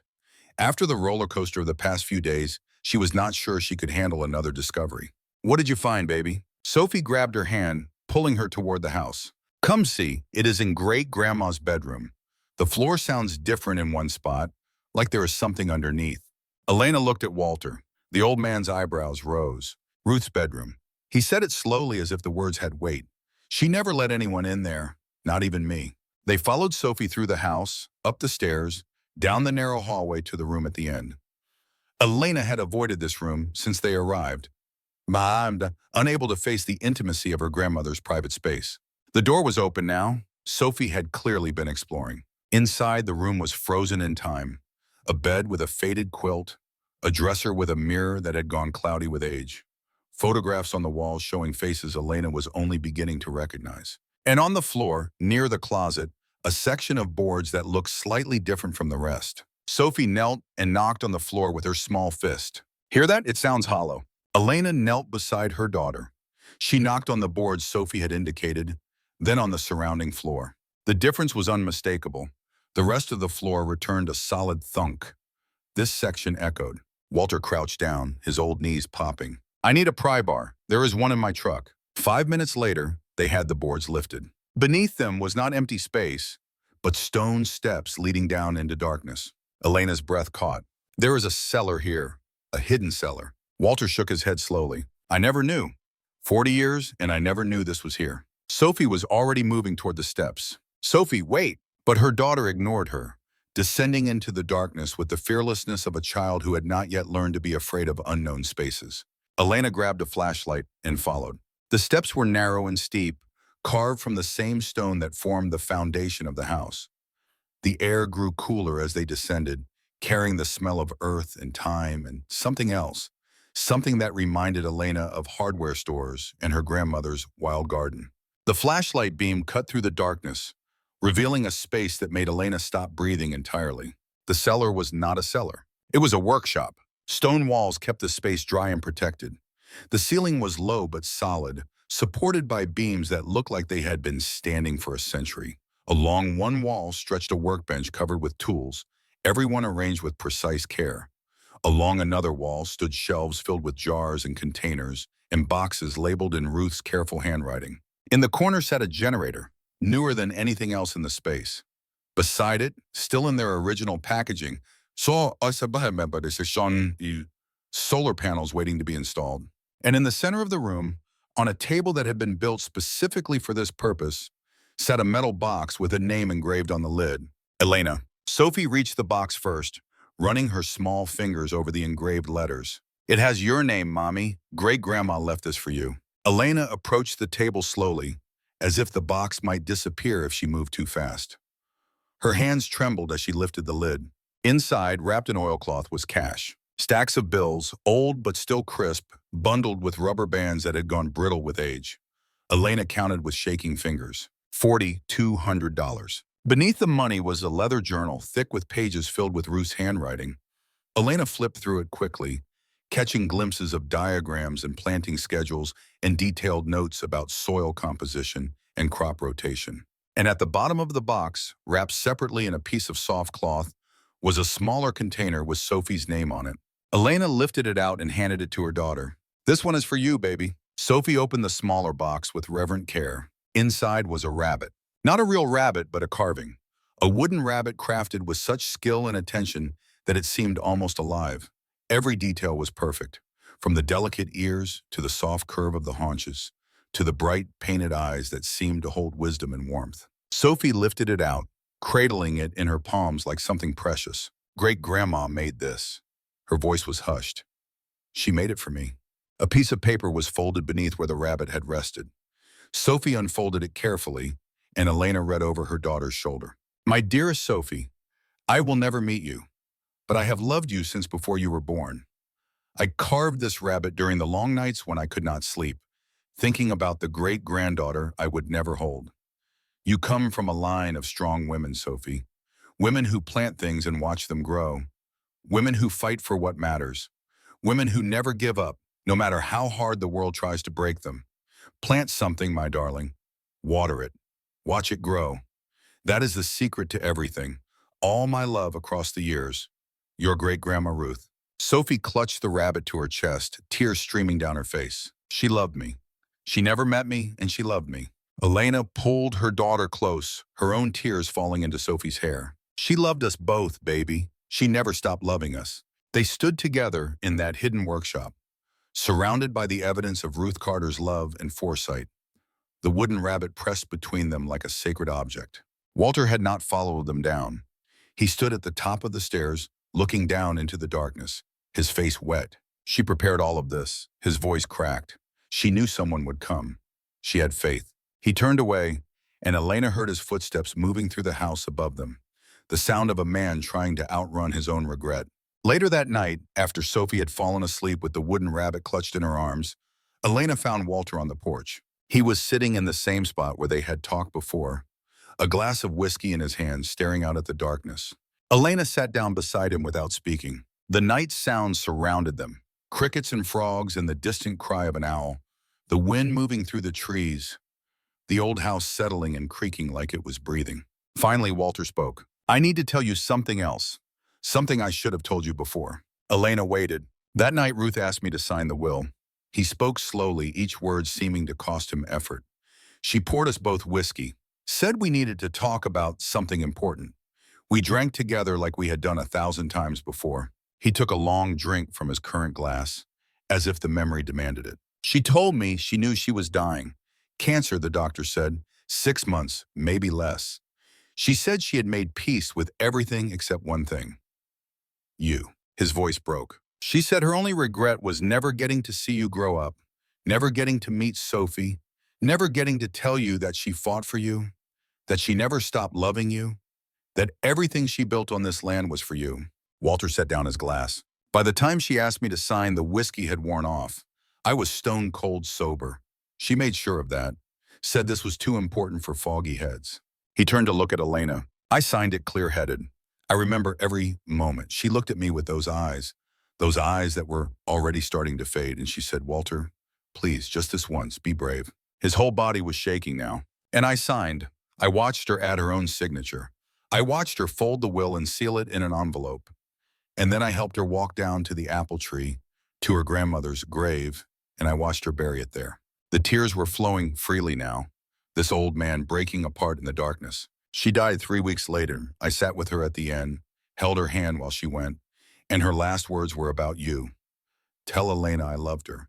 Tell Sophie to plant flowers. Elena reached out and took Walter's hand. It was rough and calloused and trembling. Why did you not tell me this before? Walter shook his head. Because I was still being a coward. Because telling you meant admitting how much I had failed her.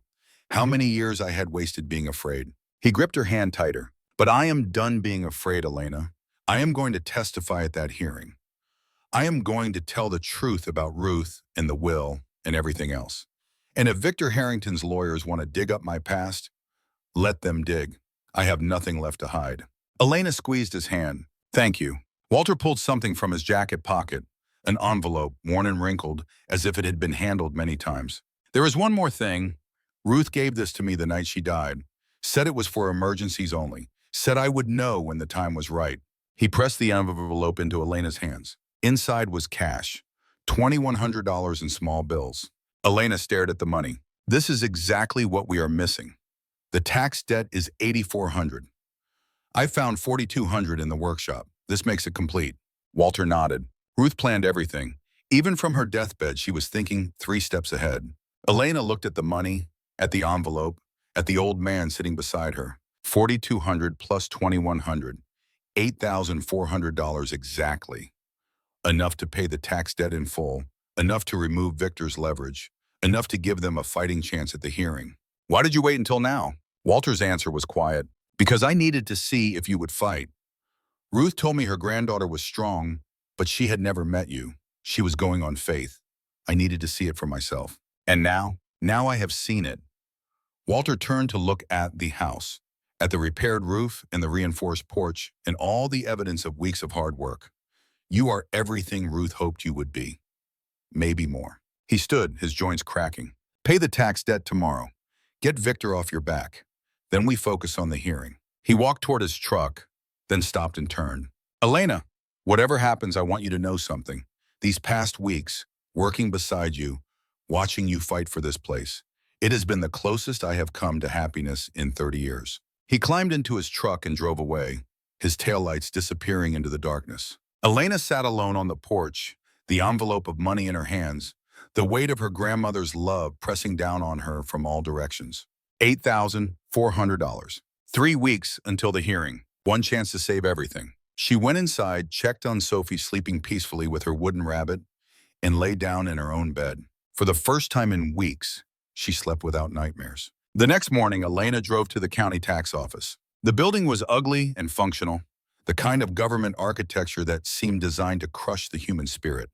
Fluorescent lights buzzed overhead. The floors were scuffed linoleum.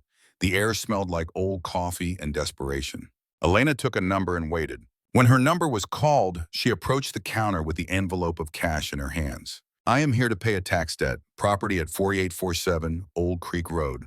The debt was purchased by Victor Harrington. The clerk, a tired-looking woman in her 50s, typed something into her computer. Harrington Victor. Yes, I see the account. He paid $8,400 to acquire the debt. Current balance with interest and fees is $8,612. Elena felt the floor tilt beneath her feet.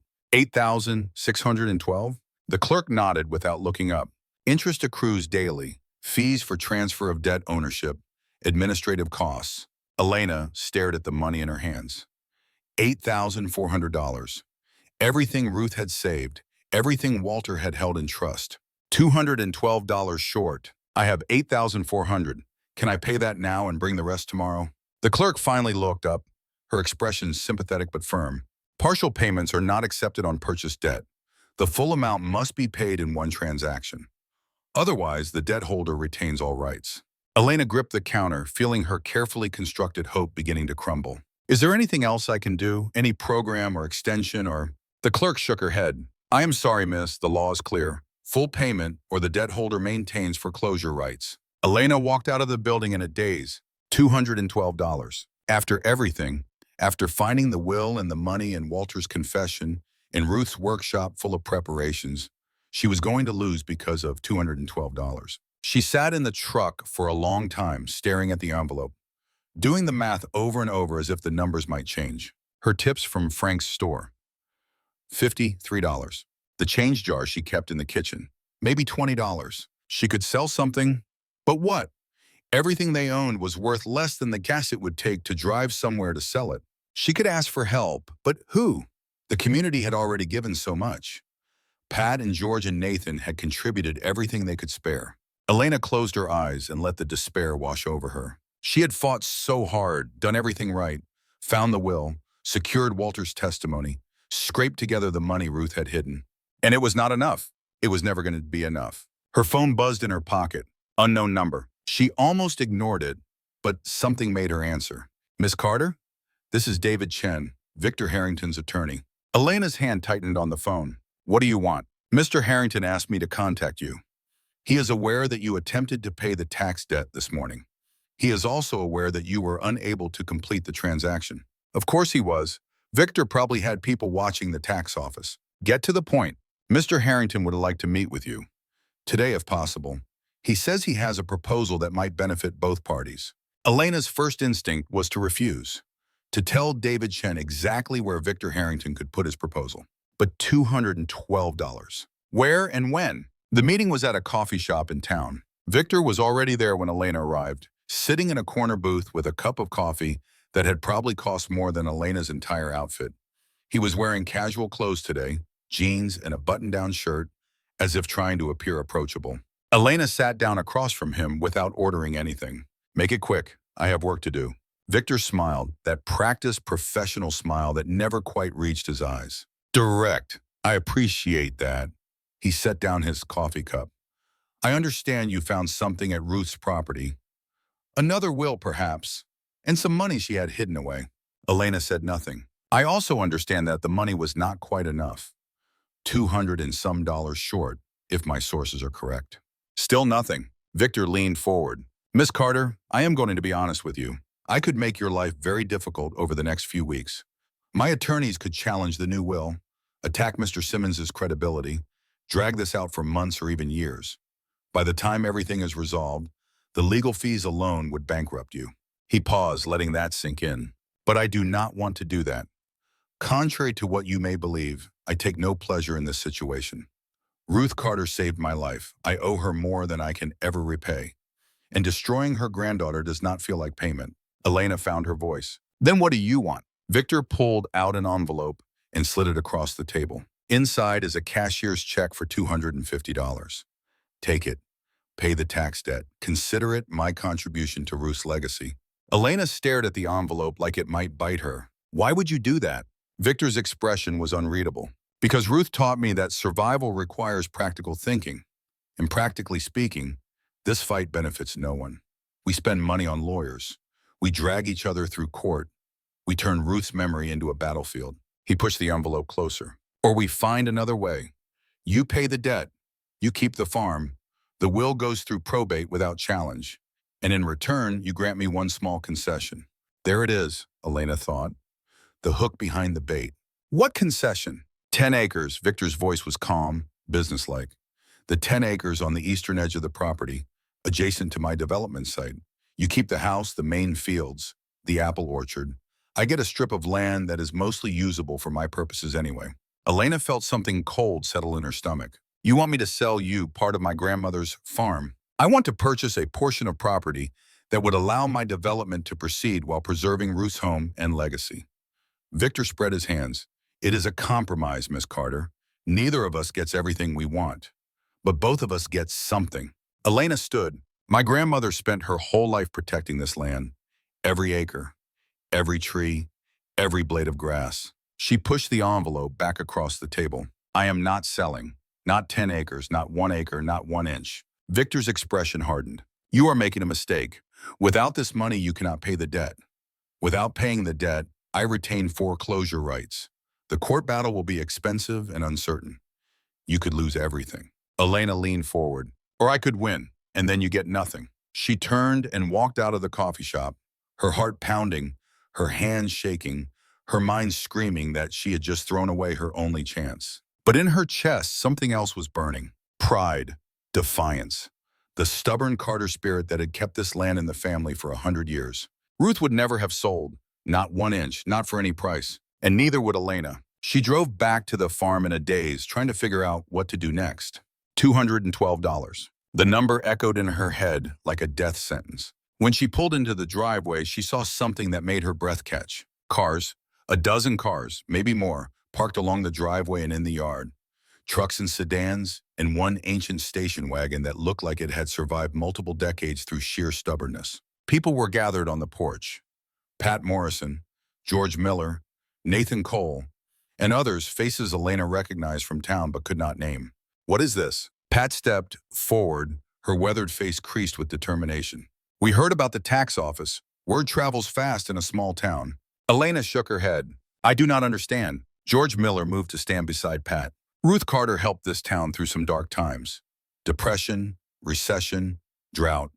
She never asked for payment, never expected anything in return. Just helped because it was the right thing to do. Nathan Cole stepped forward. My mother would have lost her house in '87 if Ruth had not stepped in.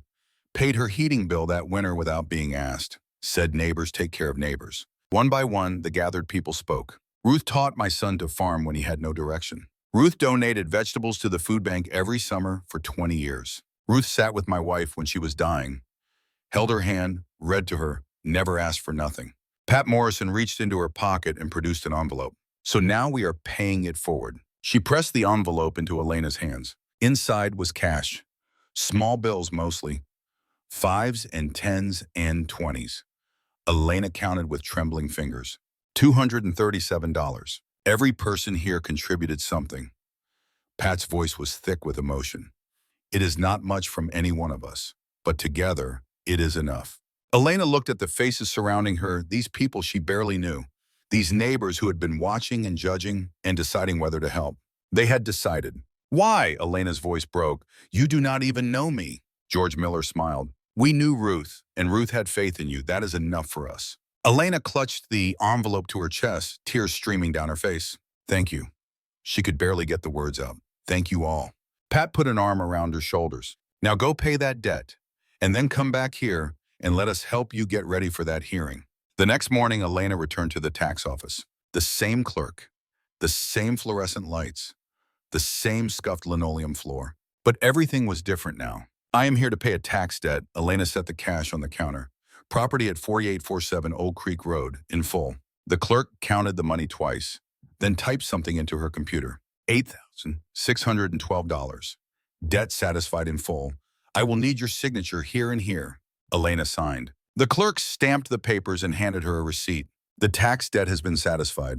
All foreclosure rights associated with the debt are hereby terminated. Elena walked out of that ugly government building into the sunshine, the receipt clutched in her hand like a victory flag. Victor Harrington could not take her farm now. Not through the tax debt anyway. The hearing was still coming. The will still had to be validated. There were still battles to fight. But she had won this one. And that was enough for today. When she got back to the farm, Sophie was waiting on the porch with the wooden rabbit in her arms. Did we win, Mommy? Elena scooped her daughter up, swinging her around until they were both dizzy. We won this round, baby. We definitely won this round. Sophie laughed, that bright, unburdened sound that was the best music Elena had ever heard. Great-Grandma Ruth is happy. I can feel it. Elena set her daughter down and looked at the farm, the repaired roof, the reinforced porch, the wild garden that was slowly being tamed. I think you are right, baby. I think she is very happy. Walter's truck appeared at the end of the driveway. The old man got out and walked toward them, his weathered face creased with something that might have been a smile. I heard about what happened. The whole town is talking about it. Elena held up the receipt. Debt paid, in full. Walter nodded slowly. Ruth always said this community was worth saving, that underneath all the pettiness and competition, there were good people who would do the right thing when it mattered. He looked out at the gathered cars still parked in the yard, the neighbors who had stayed to help with repairs and planning. Looks like she was right. Elena followed his gaze. 3 weeks. We have 3 weeks to prepare for the hearing, to make sure the will is validated, and to prove that I deserve to keep this place. Walter put a hand on her shoulder. We will be ready, all of us, together. Sophie held up her wooden rabbit. Great-Grandma Ruth is helping too, from heaven. Walter laughed, a rusty sound like a door that had not been opened in years. You know what, kid? I believe she is. They stood together on the porch as the afternoon light slanted golden across the fields. 3 generations of hope and stubbornness and love, bound together by a dead woman's faith. The battle was not over. But for the first time since she had walked through those iron gates of Hillcrest, Elena believed she might actually win. Ruth Carter had planted seeds in this community for 40 years. Seeds of kindness and generosity and mutual support. And now, finally, those seeds were beginning to bloom. The days that followed were filled with preparation. Walter came every morning at dawn, his truck loaded with materials and determination. He worked beside Elena, teaching her the finer points of testimony preparation while they repaired fences and cleared drainage ditches. You have to stay calm on the stand. His voice carried the weight of experience. Harrington's lawyers will try to make you angry. They will ask questions designed to trip you up. Your job is to answer simply and truthfully, no matter what they throw at you. Elena practiced her answers while she hammered nails, while she painted trim, while she weeded the garden that was slowly returning to the ordered beauty Ruth had once maintained. Why do you want to keep this property? Because my grandmother wanted me to have it. Because she spent her whole life building something here. Because my daughter deserves a home. Why should the court believe you can maintain this farm? Because I have already maintained it. For weeks now with my own hands, learning skills I never knew I could learn. Because this community has shown me that I am not alone. Nathan Cole stopped by 3 times that week with his crew. They reinforced the barn foundation, replaced rotted siding, installed new gutters on the house. He refused payment. Ruth gave my family food when we had nothing. This is me giving something back. Pat Morrison arrived with her daughter Linda, and the 2 of them spent an entire day helping Elena preserve the last of the summer vegetables. Canning jars filled the basement shelves, rows of red and green and gold that represented food security for the coming winter. Your grandmother taught me this. Pat's hands moved with practiced efficiency, sterilizing jars and checking seals. Said it was the most important skill a farmer could have. Growing food is one thing, keeping it is another. Elena watched and learned, adding another layer to her understanding of what Ruth had built here. Sophie started at the local elementary school, walking the half-mile to the bus stop each morning with her backpack and her wooden rabbit and the unshakable confidence of a child who has finally found solid ground. She came home with stories about new friends and interesting lessons and a teacher named Mrs. Patterson, who said Sophie was one of the brightest students she had ever taught. She asked about great-grandma. Sophie reported one evening, her mouth full of pasta. I told her the whole story about the farm and the will and how we are fighting to keep it. Elena felt a flash of worry. What did she say? Sophie grinned. She said Ruth Carter was a legend in this town. She said her mother used to get vegetables from great-grandma's farm every summer, and she said she is rooting for us. Elena relaxed. The community was watching. The community was supporting.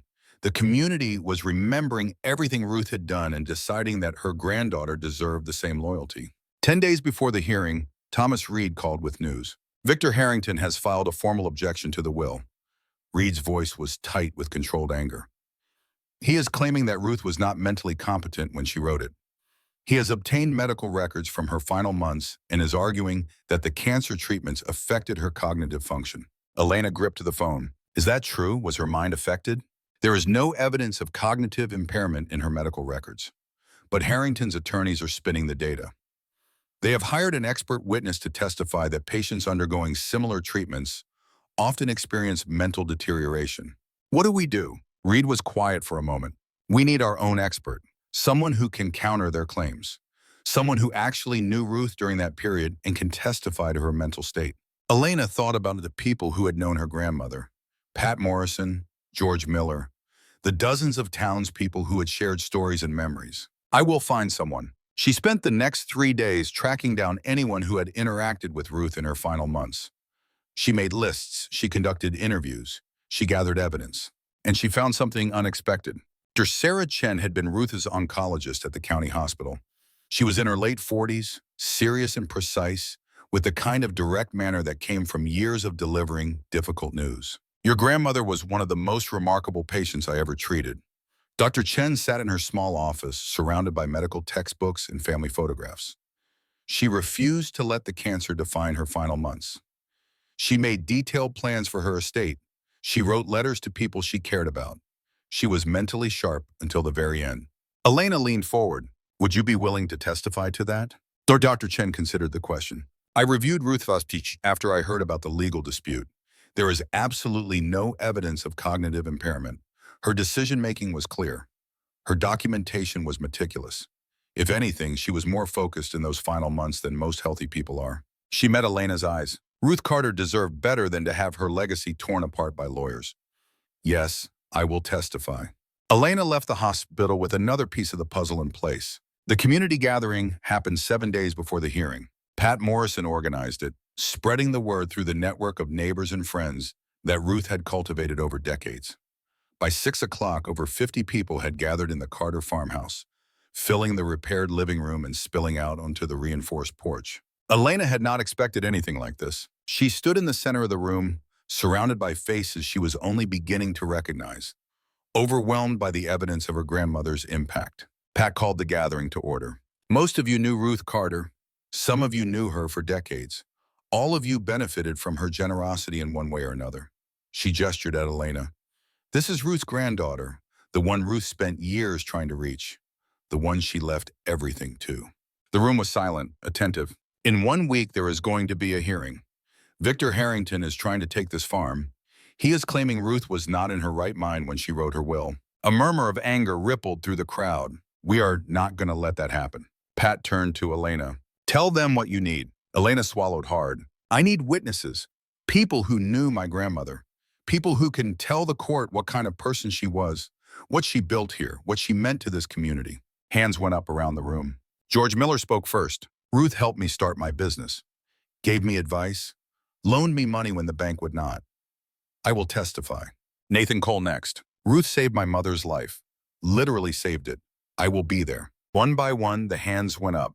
Farmers and shopkeepers and teachers and mechanics.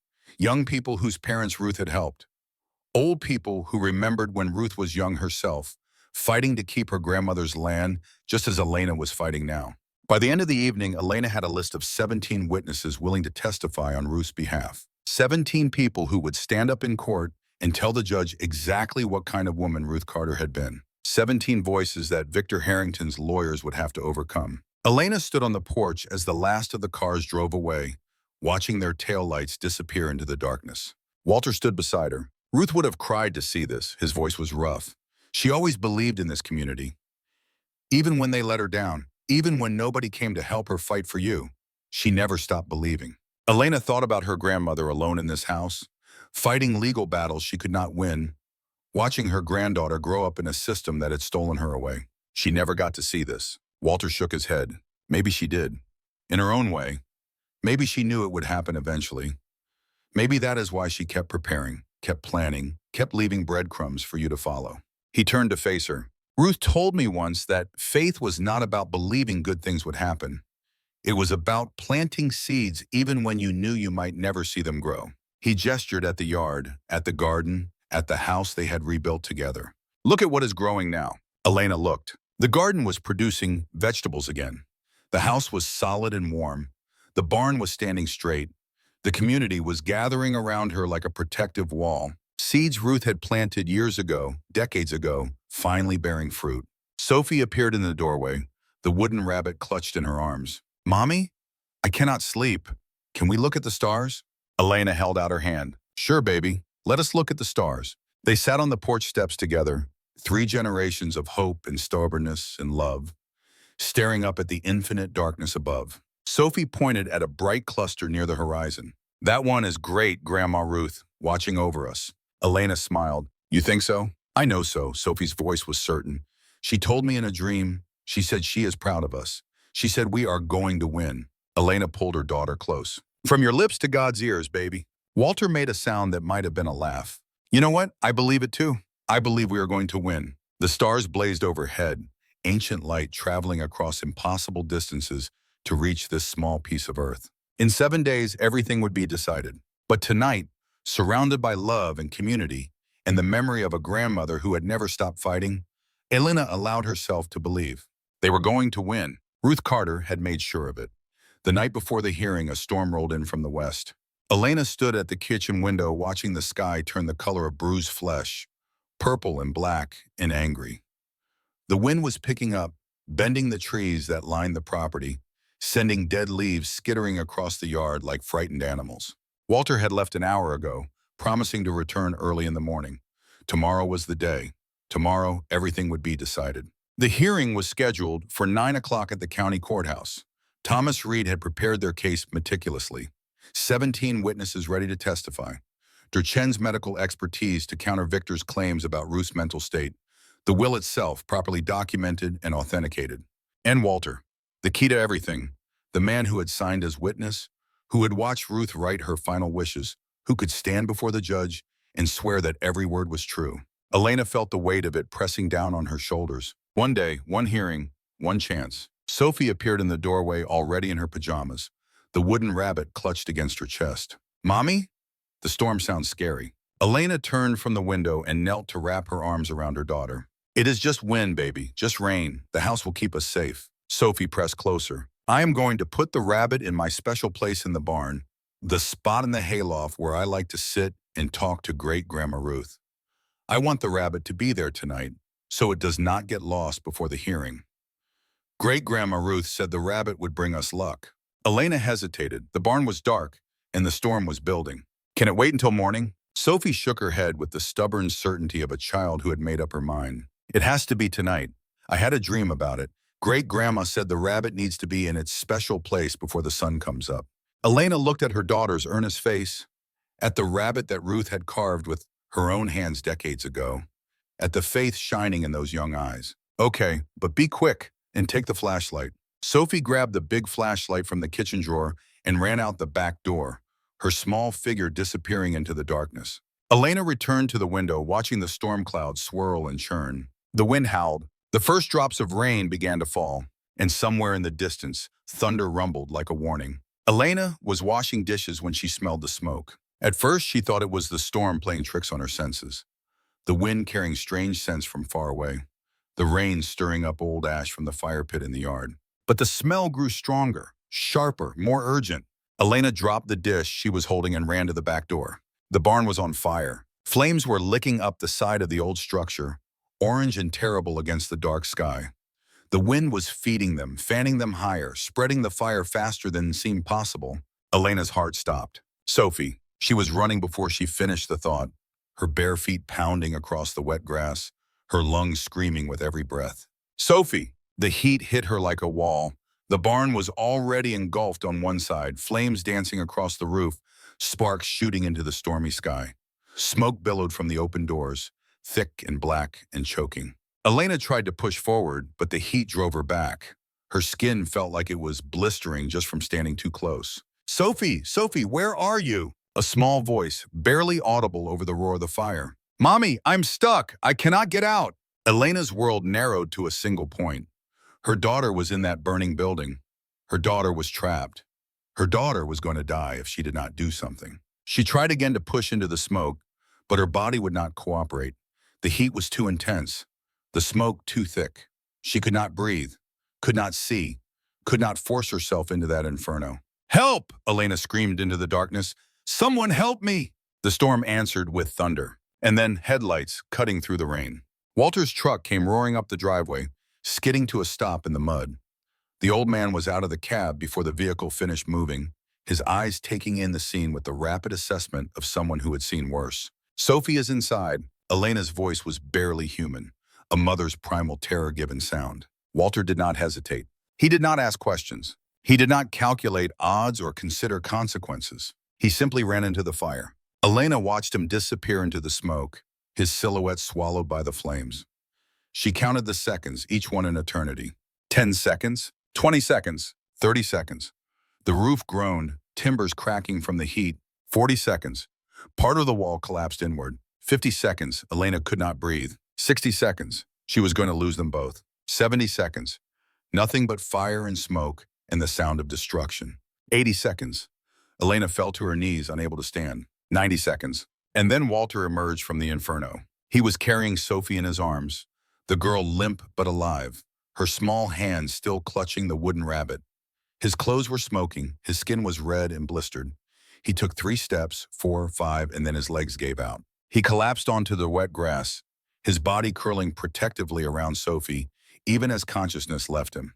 Elena scrambled forward, pulling Sophie from Walter's arms, checking her daughter for injuries. Sophie coughed, a terrible rattling sound, but her eyes fluttered open. The rabbit. Her voice was raw. I saved the rabbit. Elena pressed her daughter against her chest, feeling the small heartbeat, the rise and fall of breath. I do not care about the rabbit, I care about you. But Sophie was already unconscious, the smoke inhalation catching up with her small body. Behind them, the barn collapsed with a sound like the world ending. The ambulance arrived 17 minutes later. Elena rode in the back with Sophie, holding her daughter's hand while paramedics worked to stabilize her breathing. In the second ambulance behind them, Walter was fighting for his life. The hospital was bright and cold and smelled like antiseptic and fear. Doctors took Sophie away, speaking in calm, professional tones about smoke inhalation and observation and possible complications. Elena stood in the hallway with her hand pressed against the wall, trying to stay upright. A nurse appeared at her elbow. Mrs. Carter, the gentleman who came in with you. Walter Simmons. He is asking for you. Elena found Walter in the emergency room, his body covered with bandages, tubes running into his arms, machines beeping their steady rhythm. He looked old, older than she had ever seen him, fragile in a way that seemed impossible for a man who had survived Vietnam and 40 years of hard labor, and the burden of loving someone he could never have. But his eyes were alert, focused, determined. Sophie, she is going to be okay. Elena took his bandaged hand carefully. Because of you. Walter closed his eyes. Good, that is good. His voice was barely a whisper, each word costing him visible effort. The hearing. Tomorrow. Elena shook her head. Forget the hearing. You need to rest. You need to heal. Walter's eyes opened it again, burning with intensity that had nothing to do with fever. No, the hearing is everything. Without my testimony, Victor wins. Ruth's land goes to him. Everything she built, everything she sacrificed, gone. He tried to sit up, but his body would not cooperate. I am going to testify, even if they have to wheel me in on a stretcher. Elena felt tears streaming down her face. You almost died. You walked into a burning building to save my daughter. You have nothing left to prove. Walter's hand tightened on hers. This is not about proving anything. This is about keeping a promise. He looked at her, and for a moment she saw past the burns and the bandages and the tubes, saw the young man he had been, the soldier, the farmer, the silent guardian who had loved her grandmother from afar for 40 years. Ruth asked me to protect you, to help you fight for what was rightfully yours. I failed her once. I will not fail her again. His voice broke. I will not fail you. Elena leaned down and kissed his forehead, tasting salt and smoke and the bitter residue of heroism. Rest now. We will figure it out together. Walter's eyes closed, exhaustion finally winning, but his hand stayed wrapped around hers, holding on like she was the only anchor in a stormy sea. The morning came gray and cold. Elena had not slept. She had spent the night moving between Sophie's room and Walter's, watching over them both, praying to a God she had stopped believing in years ago. Sophie woke at 7, her voice hoarse but her eyes clear. Is today the hearing? Elena nodded. You should stay here. Rest. I will come back as soon as it is over. Sophie shook her head. No, I am coming. Great-Grandma Ruth wants me there. I can feel it. Elena started to argue, but the nurse appeared with discharge papers. Her oxygen levels are good. The doctor says she can go home as long as she takes it easy. Sophie was already climbing out of bed, still in her hospital gown, the wooden rabbit pressed against her chest. We have to go, Mommy. The hearing starts at 9. Elena looked at her daughter, 9 years old, had survived a fire the night before, was insisting on attending a court hearing that could determine their entire future. Ruth's blood, Ruth's stubbornness, Ruth's refusal to let anything stand in her way. Let me find you some clothes. The courthouse was 100 years old, built of red brick and white columns, looking like something from a different era. Elena climbed the steps with Sophie's hand in hers, feeling the weight of every gaze that followed them. The courtroom was already filling when they arrived. Thomas Reed met them at the door, his face pale. I heard about the fire, about Walter. Are you sure you want to proceed? Elena looked at the rows of wooden benches, at the judge's elevated seat, at the table where Victor Harrington sat with his team of expensive lawyers. Do we have a choice? Reed hesitated. We could ask for a continuance. Given the circumstances, the judge might grant it. Victor's lead attorney was already on his feet, approaching the bench. Your Honor, we request that the matter proceed as scheduled. Any delay will only prolong the uncertainty surrounding this estate and cause further harm to all parties involved. The judge, a silver-haired woman in her 60s, looked at Elena. Miss Carter, is your witness available to testify? Elena opened her mouth to answer, but before she could speak, the courtroom doors opened behind her. Walter Simmons stood in the doorway. He was in a wheelchair, pushed by a nurse who looked distinctly uncomfortable. His arms were wrapped in bandages. An oxygen tube ran under his nose. He looked like death walking. But he was here, Your Honor. His voice was rough, damaged by smoke, but audible. I am here to testify. The courtroom fell silent. The judge studied Walter for a long moment. Mr. Simmons, are you medically cleared to be here? No, ma'am. Walter's laugh was dry and painful. But I gave my word to a woman who deserved better than I ever gave her, and I intend to keep it. Victor Harrington's attorney was on his feet immediately. Your Honor, this is highly irregular. The witness is clearly in no condition to provide reliable testimony. His judgment may be impaired by medication, pain, trauma. The judge held up one hand. I will determine whether the witness is capable of testifying. She looked at Walter. Mr. Simmons, do you understand where you are and why you are here? Yes, ma'am. I am in the county courthouse. I am here to testify that Ruth Carter was of sound mind when she wrote her will and that I witnessed her signature. And do you feel capable of answering questions truthfully? Walter's eyes found Elena's across the courtroom. I have spent 40 years not telling the truth when it mattered. Today I intend to change that. The judge nodded slowly. The witness may testify. The nurse wheeled Walter to the witness stand, helping him position himself so he could see the courtroom. Thomas Reed approached first. Mr. Simmons, can you describe your relationship with Ruth Carter? Walter was quiet for a moment, gathering his strength. Ruth and I were neighbors for 40 years. We worked together, helped each other, shared the burden of keeping 2 farms running. He paused. I loved her. From the first day I met her until the day she died. I never told her, never acted on it, just loved her in silence like a fool. The courtroom was utterly still. On March 15, 2020, did you witness Ruth Carter sign her will? Yes, I was present in her living room. She had prepared the document herself, in her own handwriting. She explained what it contained and why she was leaving everything to her granddaughter Elena. Then she signed it, and I signed as witness. And in your observation, was Ruth Carter mentally competent at that time? Walter's voice grew stronger. Ruth Carter was the sharpest person I have ever known. Cancer was killing her body, but her mind was crystal clear. She knew exactly what she was doing. She planned every detail with the same precision she brought to everything else in her life. He looked directly at Victor Harrington. Anyone who suggests otherwise did not know her. Victor's attorney rose for cross-examination. Mr. Simmons, you testified that you loved Ruth Carter. Does that not create a bias that might affect your testimony? Walter shook his head. My love for Ruth is exactly why you should trust what I am saying. I would never dishonor her memory by lying about something this important. You also mentioned that you never told her about your feelings. Why not? Because I was a coward. Walter's voice did not waver.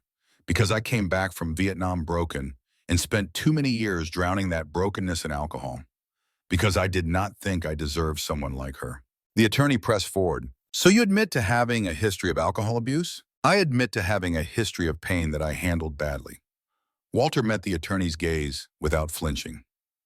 But I have been sober for 15 years, and I know the difference between what is true and what is not. You were hospitalized last night for injuries sustained in a fire. You are currently on medication. How can we be sure your memory is accurate? Walter slowly reached into the pocket of his hospital gown and produced a photograph. Because I have been carrying this picture for 3 years, since the day Ruth died. He held it up for the courtroom to see. Ruth took this photo the night she signed the will. It shows her sitting at her kitchen table, the document in front of her, smiling at the camera. The date stamp is visible in the corner. March 15, 2020. He looked at the judge. Ruth knew someone might challenge her wishes, so she documented everything. She gave me this photo and told me to keep it safe until her granddaughter needed it.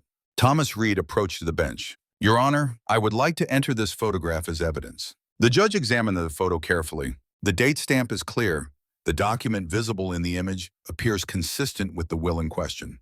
She handed it to the court clerk, admitted as evidence. Victor's attorney tried to recover. This proves nothing about mental competency. A photograph cannot demonstrate state of mind. But before anyone could respond, Victor Harrington himself stood up. His lawyers looked at him in alarm. Victor walked forward, his expensive shoes clicking on the wooden floor, his face unreadable. Your Honor, I would like to address the court. The judge raised an eyebrow. Mr. Harrington, this is highly unusual. I understand, but I have testimony that is relevant to these proceedings. The judge considered for a moment. You may speak. Victor turned to face the courtroom. His eyes found Elena, then moved to Sophie sitting beside her, the wooden rabbit clutched in her small arms. And something changed in his face. 35 years ago, I was 15 years old. My parents were addicts. I had been in and out of juvenile detention. Everyone had given up on me. His voice was steady, but something underneath was cracking. Ruth Carter found me sleeping in her barn. I had run away from my latest placement and had nowhere to go. Any other person would have called the authorities. Ruth brought me inside, fed me, gave me a bed. He paused. She said something I have never forgotten. She said, "This is your home now. You are not alone anymore." The courtroom was silent. Ruth kept me for 2 years. She taught me to work, to build, to believe that I could be more than what my circumstances had made me. When I left for college, she hugged me and said, "Make something of yourself, Victor. Then come back and help others the way I helped you." His voice broke slightly. I made something of myself, but I did not come back to help. I came back to take. I convinced myself that buying this land was honoring Ruth's memory somehow, that turning it into a development would bring prosperity to the community. He looked at Elena. I was lying to myself. The truth is, I wanted to own what I could never be. I wanted to possess what Ruth had built because I was too ashamed to admit that I had abandoned everything she taught me. Victor turned to the judge. Your Honor, I withdraw my objection to the will. His attorneys erupted in protest, but Victor silenced them with a raised hand. Ruth Carter was the most mentally competent person I have ever known. She knew exactly what she was doing when she wrote that will. She wanted her granddaughter to have this land, and she would have wanted me to stop fighting it a long time ago. He looked at Walter, still sitting in his wheelchair with bandages covering his burns. Mr. Simmons, I saw you sign that will. I was in the next room when it happened. Ruth did not know I was there. I had stopped by to make an offer on the property, and I heard everything through the wall. The courtroom gasped. I heard Ruth explain her wishes. I heard her sign the document. I heard you add your signature, and then I left without saying a word. because I already knew I was going to try to take the land anyway. Victor's voice was barely audible now. I have spent 35 years running from who Ruth tried to make me. Today, I stopped running.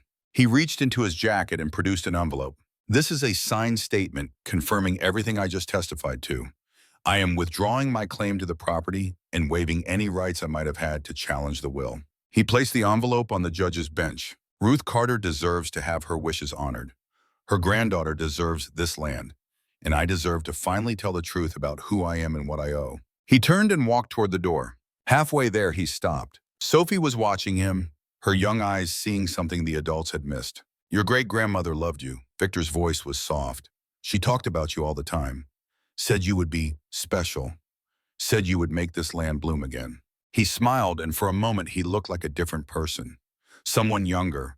Someone who still believed in the things Ruth had taught him. She was right. He walked out of the courtroom. The doors closed behind him, and Elena realized she was crying. The judge called a 15-minute recess. When court resumed, her decision was swift. Based on the testimony presented and the evidence submitted, this court finds that the will of Ruth Carter, dated March 15, 2020, is valid and enforceable. The property at 4847 Old Creek Road is hereby awarded to Elena Carter as the sole beneficiary and rightful heir. She looked at Elena. Miss Carter, your grandmother clearly went to extraordinary lengths to ensure you would receive this inheritance. Honor her faith in you. The gavel came down. It was over. Elena sat in the courtroom as people filed out around her. Sophie was pressed against her side, the wooden rabbit still in her arms.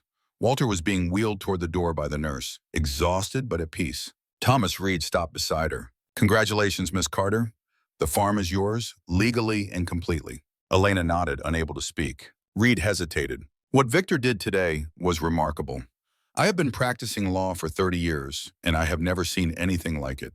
Elena thought about the man who had walked out of the courtroom, the boy Ruth had saved, the businessman who had tried to take everything, the human being who had finally found the courage to tell the truth. Ruth saved a lot of people. Elena's voice was quiet. Maybe she saved him twice. Outside the courthouse, the sun was breaking through the clouds. Elena stood on the steps with Sophie beside her, breathing in the clean air, feeling the weight of months of fear finally beginning to lift. Walter's nurse was loading him back into the medical transport vehicle. He caught Elena's eye through the window and raised one bandaged hand in a small wave. Elena waved back. Mommy? Sophie tugged at her sleeve. Is it really ours now, the farm? Elena knelt down to look her daughter in the eyes. It is really ours, baby. Forever. Sophie smiled, and for a moment she looked exactly like the photograph of Ruth as a young woman, standing in her fields, believing in something bigger than herself. Great-Grandma Ruth is happy now. I can feel it. Elena pulled her daughter close. I think you are right, baby. I think she is very happy. They stood together on the courthouse steps as cars pulled away and the street returned to its normal quiet rhythm. The battle was over. The farm was saved, and somewhere, in whatever place the dead go when their work on earth is finally complete, Ruth Carter was smiling. Her granddaughter had come home. Her legacy would continue, and the land would remember, as it always had, as it always would. The seeds she had planted were finally ready to bloom. The drive back to the farm felt different. Elena kept one hand on the steering wheel, the other holding Sophie's small fingers. The road was the same road they had traveled so many times over the past months, past the same fields and farms and weathered mailboxes. But everything had changed. The land was theirs, legally, officially, irrevocably theirs. No more threats, no more deadlines, no more fear that someone with more money and more lawyers could take away everything they had built. Sophie was quiet for most of the drive, staring out the window at the passing landscape. Mommy? Yes, baby? What is going to happen to Mr. Victor? Elena considered the question. She thought about the man who had tried to take their farm, who had bought their debt and hired lawyers and done everything in his power to force them out. And then she thought about the man who had stood up in court and told the truth, who had walked away from his own case, who had finally honored the woman who had saved him decades ago. I do not know, sweetheart, but I think he is going to be okay. I think he finally found something he had lost a long time ago. Sophie nodded, accepting this. Great-Grandma Ruth would be proud of him. She helped him once. Maybe she helped him again today. Elena smiled despite the exhaustion weighing on her bones. Maybe she did.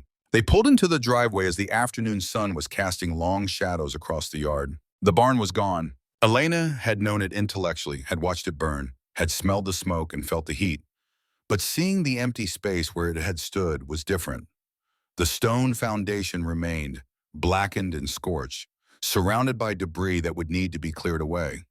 The equipment inside, the tools Ruth had collected over decades, the space where Walter had taught Elena so many things, all of it reduced to ash and memory. Sophie squeezed her hand. "We can build a new one," her voice was confident. "Ong Walter will help us, and Mr. Nathan and Mr. George and everyone else." Elena looked at the devastation and tried to see what her daughter saw. Not loss, but opportunity. Not ending, but beginning. "You are right, baby.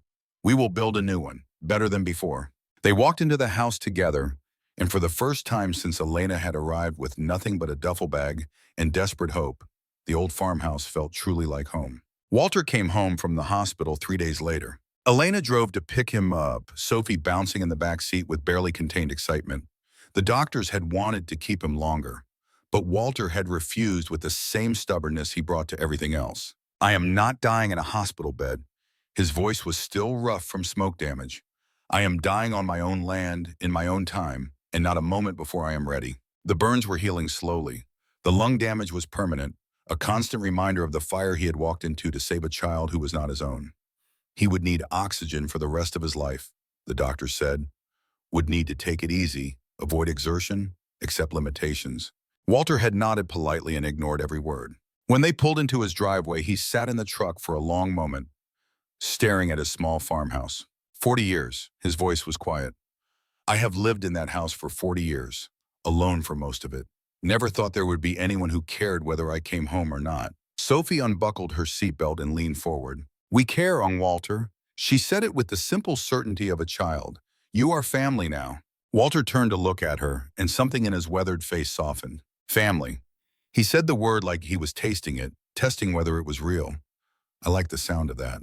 Elena helped him into the house, his weight heavy against her shoulder as they navigated the front steps. Sophie ran ahead, opening doors and clearing paths, her wooden rabbit tucked under one arm. They settled Walter into his favorite chair, the one by the window that looked out toward the Carter farm. Elena made coffee while Sophie chattered about school and the rabbit and the new barn they were going to build. The afternoon passed in comfortable domesticity. For the first time in months, there was nothing urgent to do, no deadline to meet, no crisis to solve. Just three people sitting together watching the light change, existing in each other's company. As the sun began to set, Walter spoke. "There is something I need to tell you, something I should have said a long time ago." Elena looked at him, waiting. "The night Ruth died, she gave me a message for you. I have been carrying it all these months, waiting for the right moment." He reached into his shirt pocket and produced a folded piece of paper, worn soft from handling. "I think now is the time." Elena took the paper with trembling hands. "My dearest Elena." The handwriting was shaky, clearly written by someone whose body was failing, even as her mind remained sharp.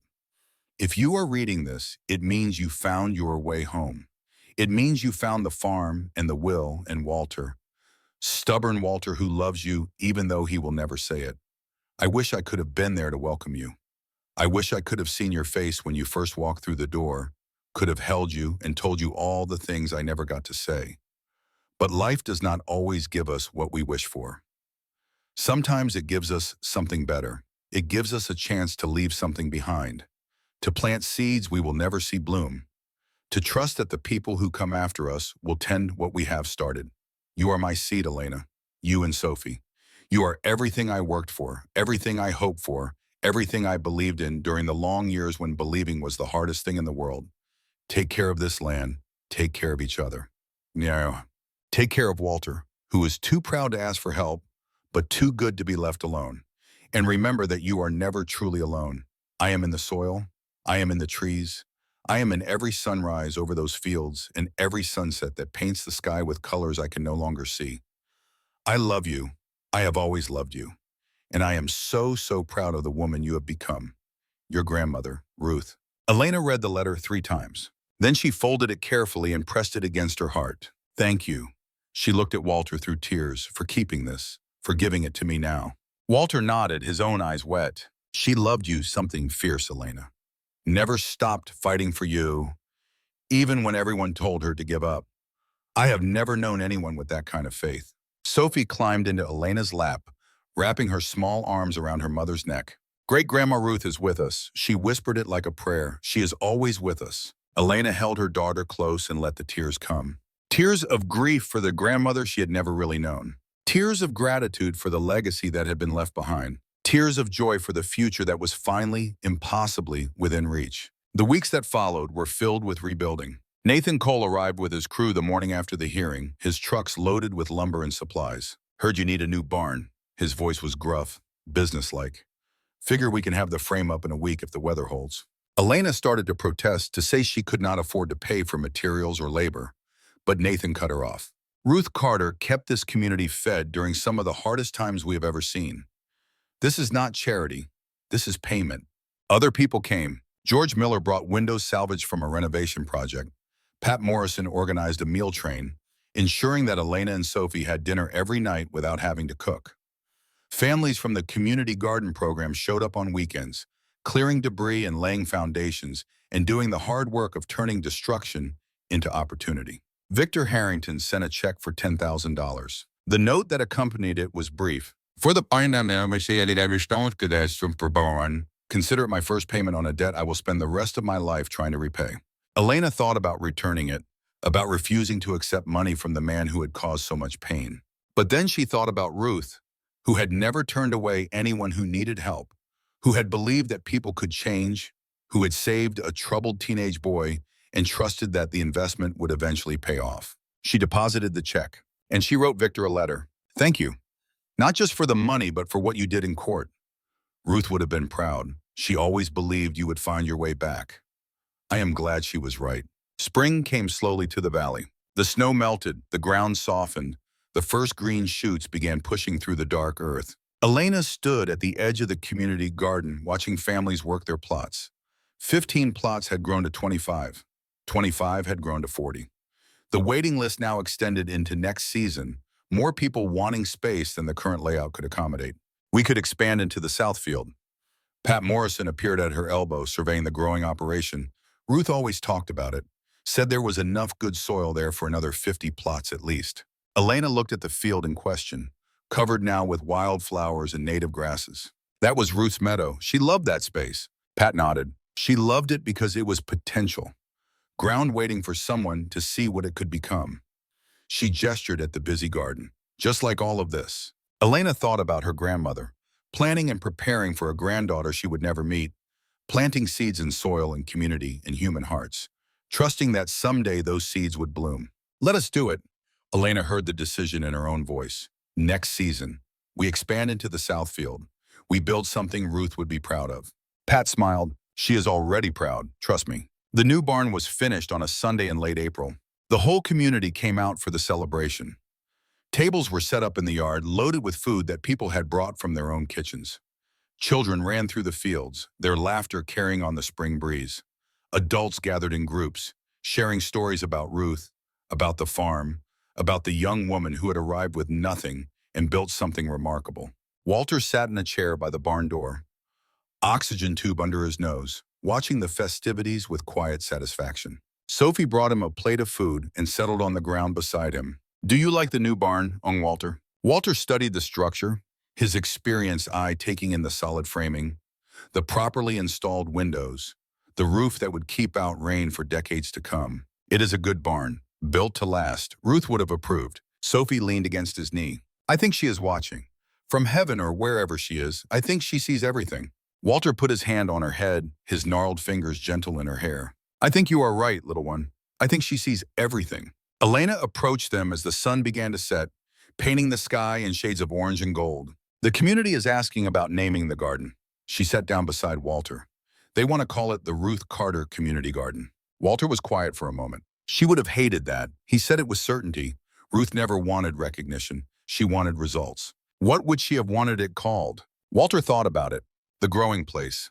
He nodded slowly. She used to say that was what this farm was about. Not just growing food, growing people, growing community, growing hope. Elena smiled. "The growing place. I like that." She looked out at the assembled crowd, at the families she had come to know over the past months, at the neighbors who had become friends, at the community that had rallied around a stranger because of what her grandmother had meant to them. "We did it, Ruth." Elena whispered it under her breath. We saved your land. We kept your promise. The wind stirred, carrying the scent of apple blossoms from the old tree by the creek. And for just a moment, Elena could have sworn she heard her grandmother's voice. I knew you would, my darling. I always knew. The celebration continued as the stars emerged. Music played from someone's portable speakers. Children caught fireflies in mason jars. Adults talked and laughed and remembered. And at the center of it all, a young woman who had arrived with nothing but her daughter in desperate hope stood surrounded by people who loved her on land that was finally, irrevocably home. The battle was over. The victory was complete. And the future stretched out before them, full of possibility and promise, as wide and beautiful as the sky above Ruth Carter's farm. Summer settled over the valley like a blessing. The community garden exploded with growth, rows of vegetables stretching toward the sun, their leaves glossy and green against the dark earth. 40 families work their plots now, more than Elena had ever imagined possible. Children learned to distinguish weeds from seedlings. Parents rediscovered the satisfaction of producing food with their own hands. And the land, Ruth's land, fed them all. Elena stood at the edge of the garden on a July morning, coffee cup warm in her hands, watching the early risers already at work among the rows. Sophie was somewhere in the middle of it all, her voice carrying on the breeze, as she explained proper tomato staking to a group of younger children. The girl had grown 3 inches since they arrived, not just in height but in confidence, in capability, in the quiet certainty that came from knowing exactly where she belonged. She was 10 years old now, and she moved through the garden like she had been born to it. Walter appeared beside Elena, his wheelchair rolling silently across the packed dirt path. The oxygen tube was a permanent fixture now, running from the small tank mounted on the back of his chair to the cannula under his nose. His breathing was labored on humid days like this one, his lungs never fully recovering from the fire. But his eyes were bright, alert, alive in ways they had not been when Elena first met him. She is good at this. Walter's voice was rough but warm. Teaching, I mean. She has the gift. Elena smiled. She learned from the best. Walter made a dismissive sound, but Elena could see the pleasure in his face. They watched together as Sophie guided a small boy through the process of checking soil moisture, her patience infinite, her explanations clear. She reminds me of Ruth. Walter said it quietly like a confession, the way she sees what people need and gives it to them, the way she makes everything feel possible. Elena put her hand on his shoulder. You remind me of Ruth, too. Walter laughed, that rusty sound that had become more common over the past months. Ruth would argue with that. Ruth would be proud of you. Walter was silent for a long moment. Maybe? He said it like he was finally allowing himself to believe it. Maybe she would. The knock came on a Tuesday evening, just as the sun was setting. Elena was in the kitchen, cleaning up after dinner, Sophie doing homework at the table. Walter had gone home an hour earlier, tired from a day of supervising repairs to the irrigation system. The knock was hesitant, uncertain, the kind of knock that came from someone who was not sure they had the right to be knocking at all. Elena dried her hands and opened the door. A young woman stood on the porch, 17, maybe 18, with dark hair and darker circles under her eyes. She wore clothes that did not quite fit and carried a backpack that looked like it contained everything she owned in the world. Something about her was familiar, but Elena could not place it. Are you Elena Carter? The girl's voice was barely above a whisper. Elena Carter, who used to live at Hillcrest? The name hit Elena like a physical blow. Yes, I am Elena. Who are you? The girl's composure cracked. Daniela Reyes. I was in the room next to yours for almost 2 years. We used to study together sometimes. You probably do not remember. But Elena did remember. She remembered a quiet girl who kept her head down and her grades up, who had dreams of being a social worker, who had been one of the only people at Hillcrest who had said goodbye with genuine warmth. Daniela, of course I remember. Come in, please. The story came out in fragments over cups of tea at the kitchen table. Daniela had aged out of the system 3 months ago. Her aunt in Colorado had taken her in, but the arrangement had fallen apart when the aunt relapsed. Daniela had spent weeks staying with friends, then staying with acquaintances, then staying nowhere at all. I saw an article about you. Daniela's hands wrapped around her teacup like she was trying to absorb its warmth. Online. Someone posted it, about how you inherited a farm and were starting community programs, about how you took in people who needed help. She looked up and Elena saw the desperation in her eyes. The same desperation Elena had felt standing in that parking lot at Hillcrest with Sophie's hand in hers and nowhere to go. I took 3 buses to get here. I know it is a lot to ask. I know you do not owe me anything, but I did not know where else to go. Elena reached across the table and took Daniela's hands. You are staying. It was not a question, not an offer, a statement of fact. Daniela's face crumpled. I will work. I will pull my weight. I am not here to be charity. Elena squeezed her hands.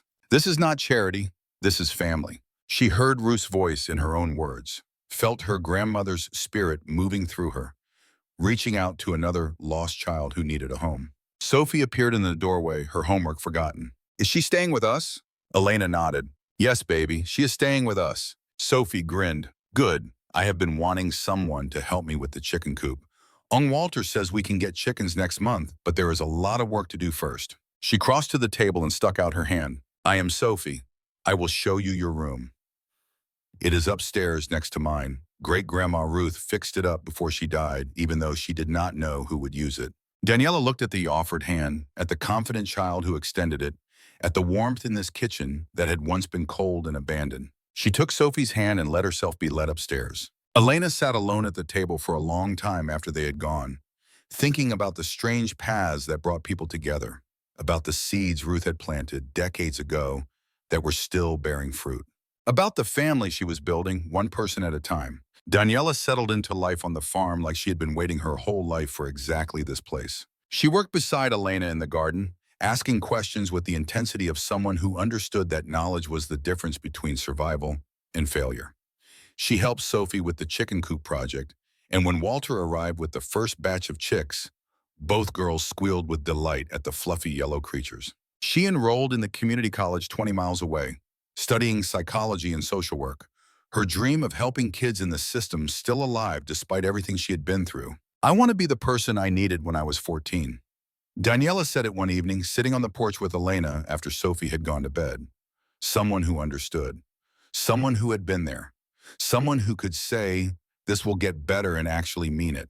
Elena understood. She had felt the same pull, the same desire to reach back and lift up those who were still struggling. There is a woman at Hillcrest, Mrs. Caldwell. She contacted me a few weeks ago. Wants me to come speak to the residents. The older teens especially.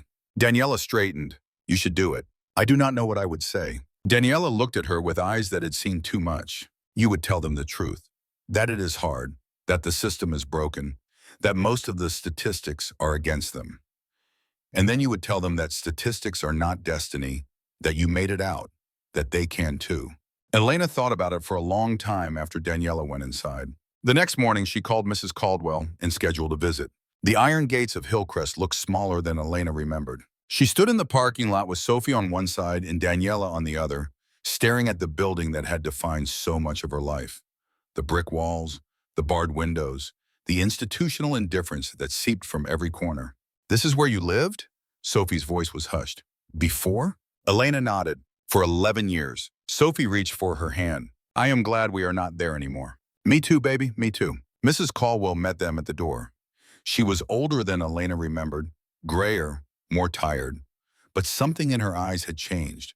Something that looked almost like hope. Thank you for coming. She shook Elena's hand. The residents had been talking about nothing else all week.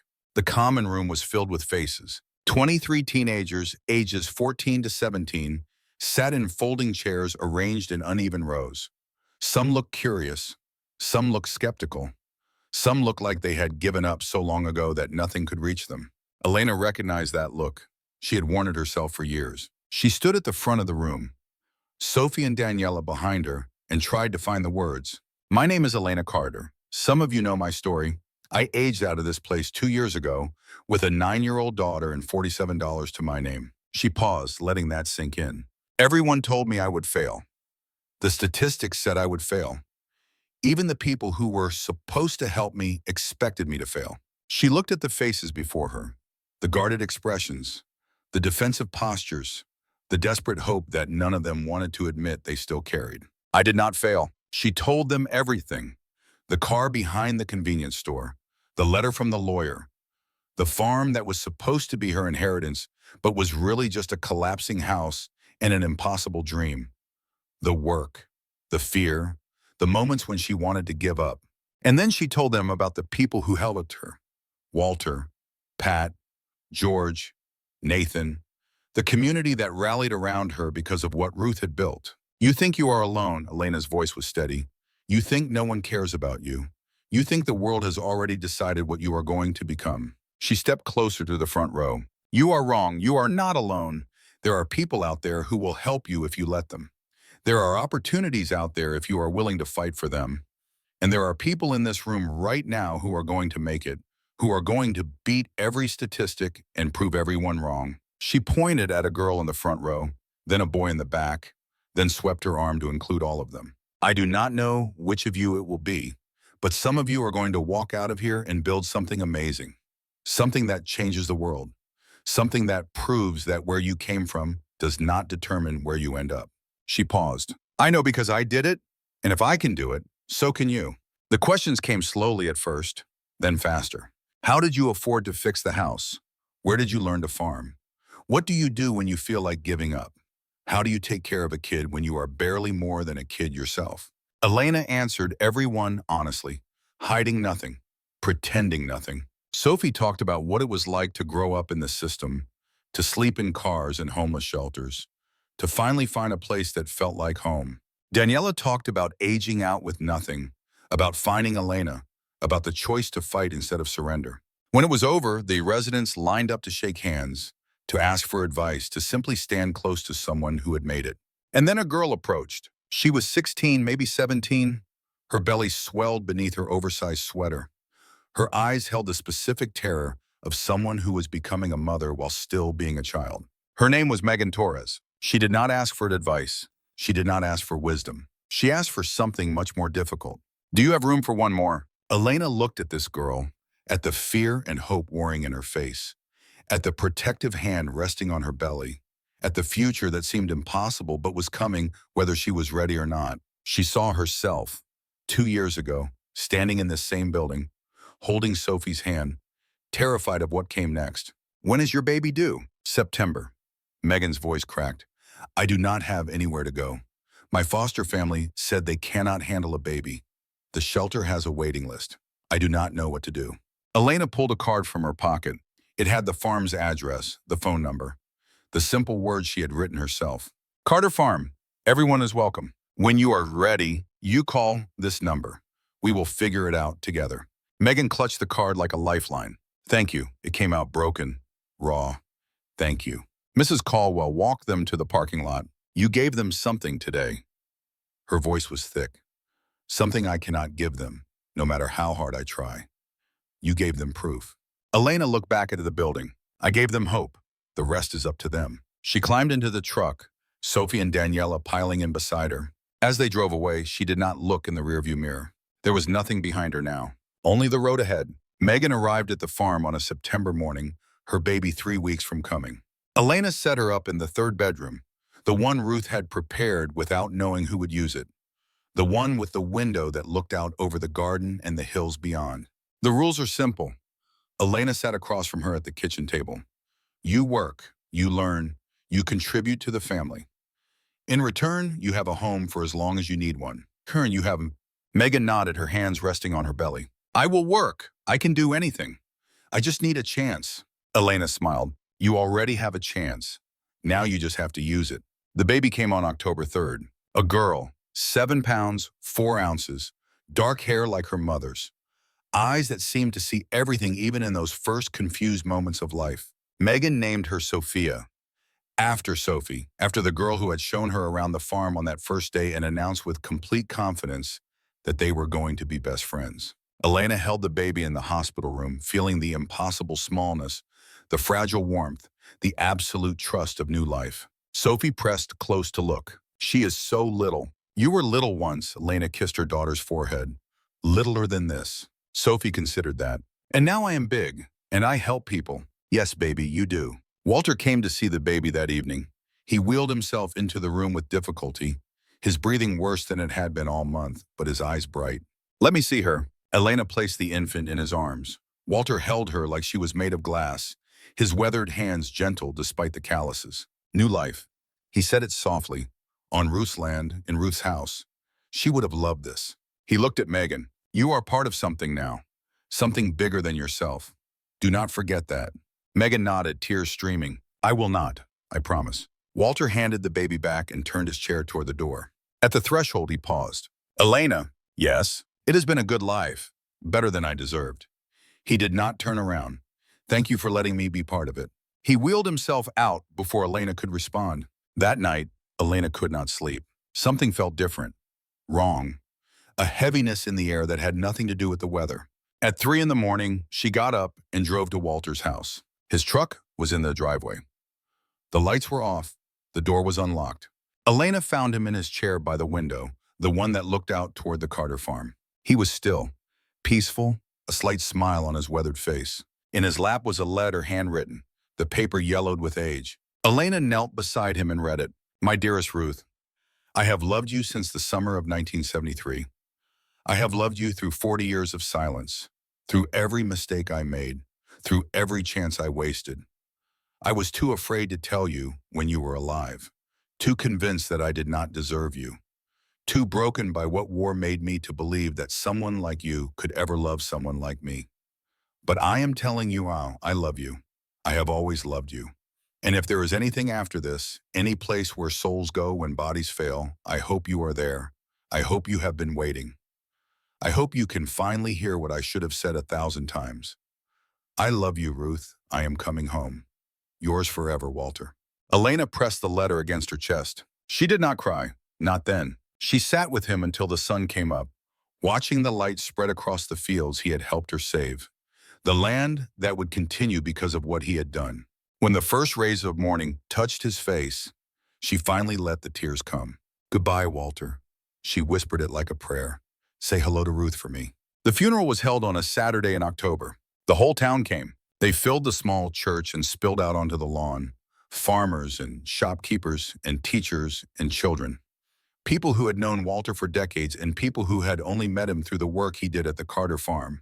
The casket was simple. Pine wood handmade by Nathan Cole.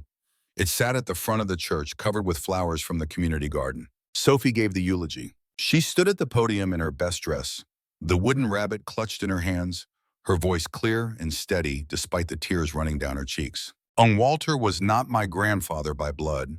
He was my grandfather by choice. He chose to help my mama when no one else would. He chose to teach her to build things and fix things and grow things.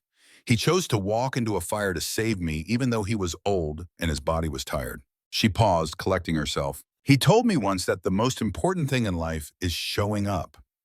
Showing up even when it is hard, even when you are scared, even when everyone tells you that you cannot make a difference. She looked at the casket. Walter showed up every day. For my great-grandma Ruth. For my mommy. For me. For everyone who needed him. She wiped her eyes with the back of her hand. He said he made a lot of mistakes in his life. He said he was too scared to do the right thing sometimes. He said he wasted too many years being afraid. She lifted her chin. But in the end, he was the bravest person I ever knew. He ran into a fire for me. He told the truth in court, even though it was hard. He loved my great-grandma Ruth for 40 years and finally told her in a letter she will never read. Sophie held up the wooden rabbit. Great-grandma Ruth made this for me before I was born. She believed in me before she ever met me. And Walter kept believing, even when it seemed impossible, even when everyone gave up. She looked out at the congregation. That is what family does. They believe in you. They show up for you. They love you even when you are not there anymore. Her voice broke. I love you, Walter. Thank you for showing up. She walked down from the podium and placed the wooden rabbit on top of the casket. Then she walked to Elena and buried her face in her mother's chest. Elena held her while the congregation wept. And somewhere in whatever place the dead go when their work on earth is complete, a man who had been afraid for most of his life finally found the courage he had always been looking for. They buried Walter next to Ruth, under the old apple tree. Before they lowered the casket, Sophie reached down and took the wooden rabbit back. She held it against her heart. Great-grandma Ruth made this for me.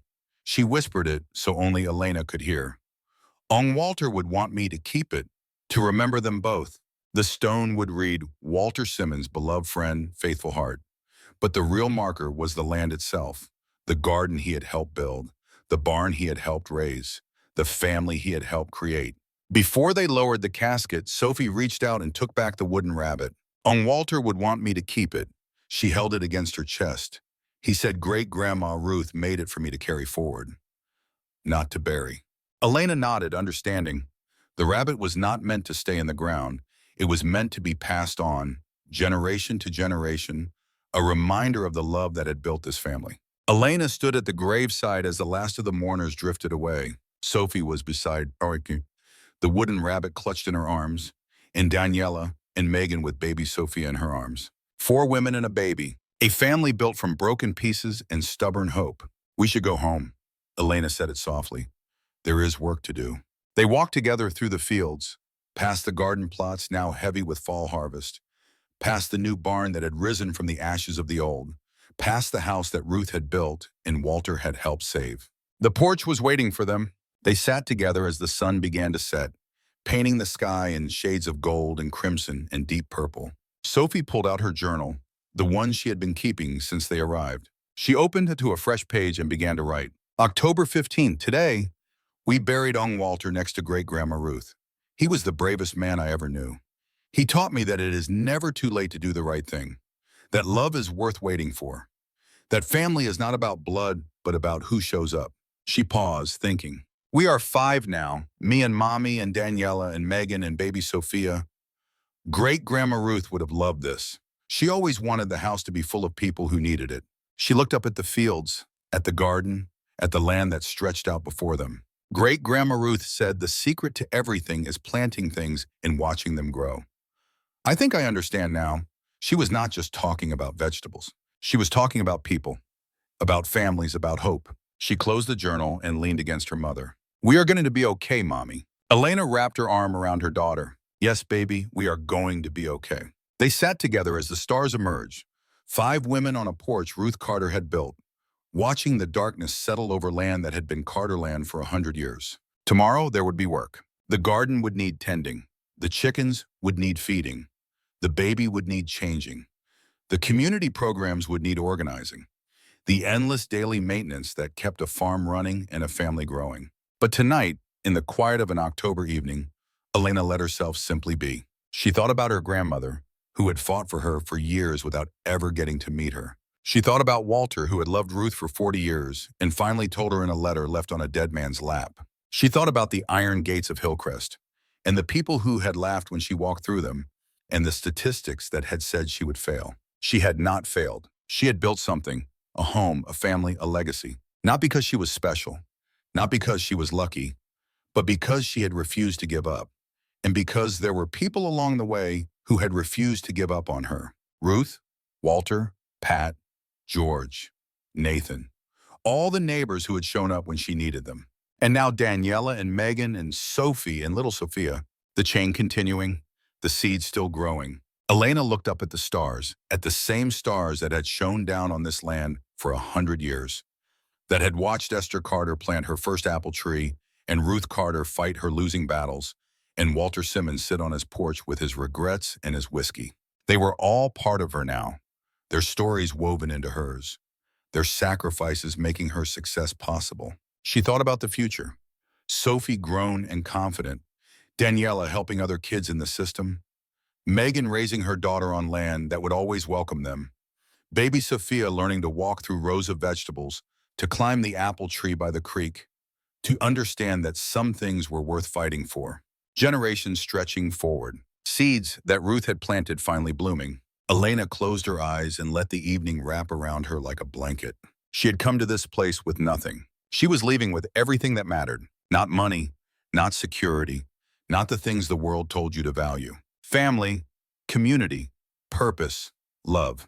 The things Ruth had understood, the things Walter had finally learned, the things Elena would spend the rest of her life passing on. From the porch, she could hear Sophie talking quietly to Daniela about the expansion plans for next year's garden. Could hear Megan singing softly to her baby. Could hear the night sounds of a farm settling into rest. Home. After a lifetime of searching, she had finally found it. Not in a place, though this place was beautiful. Not in a building, though this house was sturdy and warm. In the people who gathered around her, in the work they did together, in the love that flowed between them like water through good soil. Ruth Carter had known this secret. She had planted it in the land, in the community, in the hearts of everyone she touched. And now her granddaughter was tending the garden, making sure it grew, making sure it mattered. Elena opened her eyes one more time, looking out at the fields, silver in the starlight. "Thank you," she whispered, "for everything." The wind stirred, carrying the scent of apples from the old tree by the creek. And for just a moment, Elena could have sworn she heard two voices on that wind. Ruth's voice, warm and strong, saying, "I knew you could do it." And Walter's voice, rough and gentle, saying, "Welcome home." Elena smiled. Then she stood, gathered her family, and went inside. Tomorrow, the work would continue. But tonight they were home, and that was enough. That was everything. The end. But endings are also beginnings. The months that followed Walter's funeral brought changes that none of them could have predicted. Victor Harrington came back one last time on a November afternoon when the first frost had turned the fields silver. His Mercedes looked different now, dusty from rural roads, less polished than it had been during those confrontational visits a year ago. Elena found him standing by the apple tree, looking at the two headstones beneath its branches. She almost told him to leave, almost summoned the anger that had sustained her through so many battles. But something in his posture stopped her, something broken and seeking and too familiar to dismiss. "I sold the development company." Victor did not turn around, walked away from everything I spent 30 years building. Elena moved to stand beside him. "Why?" Victor was quiet for a long moment. "Because Ruth taught me that some things matter more than profit. I forgot that lesson for a long time. Too long." He finally looked at her. "I want to help, not by buying land or making deals, by actually helping, teaching kids like I was, giving them the chance Ruth gave me." Elena studied his face, the lines that had deepened over the past year, the humility that had replaced the arrogance. "We could use someone to teach business skills, practical things, how the world actually works." Victor nodded slowly. "I can do that." He looked back at the graves. "Ruth would have wanted me to do that." They walked back to the house together, two people who had been enemies and were becoming something else. Not friends exactly, but allies, partners in the work of honoring what Ruth had built. Sophie was waiting on the porch. "Is Mr. Victor staying for dinner?" Elena looked at Victor. "Are you?" Victor seemed surprised by the question. Surprised that it was offered. Surprised that he wanted to say yes. "If you will have me." Sophie grinned. "We always have room for one more. That is the rule." She ran inside to help set an extra place at the table. Victor watched her go. "She is remarkable. She learned from remarkable people." Elena opened the door. "Come on. Daniela made chili. It is the best thing you will ever eat." They went inside together, and the door closed behind them. And outside, the wind whispered through the apple tree like voices from the past welcoming someone home. Winter came hard that year. Snow piled against the farmhouse walls. Ice coated the windows. The chickens huddled in their coop, and the garden slept beneath a white blanket. But inside, the house was warm. Elena established a rhythm that included all of them. Morning chores divided among the household. Afternoons for individual pursuits, Daniela's college courses, Megan's parenting, Sophie's increasingly sophisticated involvement in the garden programs. Evenings gathered in the living room, working or reading or simply existing in each other's company. It was not always easy. 5 people under one roof created friction and conflict and moments when tempers flared over small things. Megan struggled with the isolation of rural life. Daniela battled the trauma that still surfaced at unexpected moments. Sophie tested boundaries the way children do when they finally feel safe enough to push. But they worked through it, talked through it, forgave each other and themselves. That is what family does. Elena said it often enough that it became a kind of mantra. We show up. We try. We keep trying. Victor came every Wednesday to teach his business class. 8 teenagers from the surrounding area gathered in the living room to learn about budgeting and entrepreneurship and the practical skills that schools never taught. He was a different man in front of them, patient, humble, honest about his own mistakes in ways that commanded respect. "I made a fortune by stepping on people," he told them one evening. "Do not do what I did. Build something that lifts people up instead of pushing them down." The teenagers listened with the intensity of young people who recognized hard-won wisdom when they heard it. Spring arrived like a miracle. The snow melted, the ground softened, the garden stirred back to life. 50 families registered for plots this year. The South Field expansion was complete, adding another 30 spaces. The waiting list extended into next season. The growing place had become exactly what Ruth had envisioned: a community center, a teaching facility, a place where people came to learn and connect and remember what it meant to work with their hands. Sophie led the youth program now, 11 years old and confident beyond her years. She taught planting and harvesting and all the skills Walter had taught her, passing them on to a new generation. Daniela finished her first year of college with straight A's. Her professors talked about graduate school, about the future she was building, about the impact she could have. Megan started a small business selling preserves made from the garden's produce. The jars lined the shelves of local stores, each one labeled with the Growing Place logo that Sophie had designed. Baby Sophia took her first steps in April, toddling across the kitchen floor with her arms outstretched, falling and getting up and falling and getting up again. Elena watched her granddaughter, this child who was not her granddaughter by blood, but was absolutely her granddaughter by choice, and felt something shift in her chest. This was why Ruth had fought so hard. This was why Walter had sacrificed so much. Not for land, not for property, not for any material thing. For this, for family, for the moments that made everything worthwhile. The anniversary came in May, 2 years since Elena had walked through those iron gates at Hillcrest with nothing but Sophie's hand in hers. 2 years of building and fighting and growing. 2 years of turning Ruth's faith into reality. The community organized a celebration at the farm, tables set up in the yard, music playing from speakers rigged to the new barn, food enough to feed everyone who came. And everyone came. Pat Morrison and George Miller and Nathan Cole, Dr. Sarah Chen and Thomas Reed. Mrs. Caldwell from Hillcrest, who had brought 3 current residents to see what was possible. Victor Harrington, standing awkwardly at the edge of the crowd until Sophie dragged him into a conversation about the chicken coop expansion. Dozens of families from the garden program. Children running through the fields. Adults sharing stories and laughter in the particular joy that came from being part of something larger than themselves. Elena stood at the edge of it all, watching. Mommy? Sophie appeared beside her, 11 years old now, taller and stronger, and more certain of herself than Elena had ever been at that age. Yes, baby? Are you happy? Elena thought about the question, really thought about it. She thought about the car behind the convenience store, the terror of not knowing where they would sleep, the iron gates and the mocking laughter and the statistics that had said she would fail. She thought about Ruth's letter, about Walter's sacrifice, about the community that had rallied around them when they needed it most. She thought about Daniela studying at the kitchen table, about Megan singing to her baby, about Sophie teaching children to grow things in soil that had nurtured 4 generations of Carters. Yes, baby. Elena pulled her daughter close. I am happy. Sophie leaned into her. Great-grandma Ruth is happy too. I can still feel her sometimes. When the wind blows through the apple tree, when the sun hits the garden just right, when something good happens and I think someone should know about it. Elena smiled. I feel her too.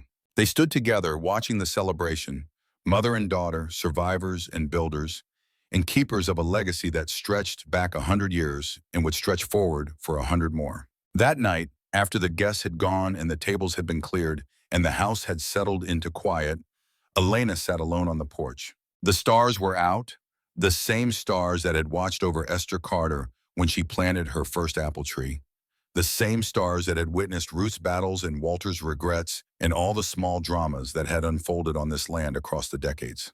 Elena thought about the woman she had been 2 years ago, desperate, terrified, convinced that the world had already decided her fate. She thought about the woman she had become, strong, capable, surrounded by family and community and purpose.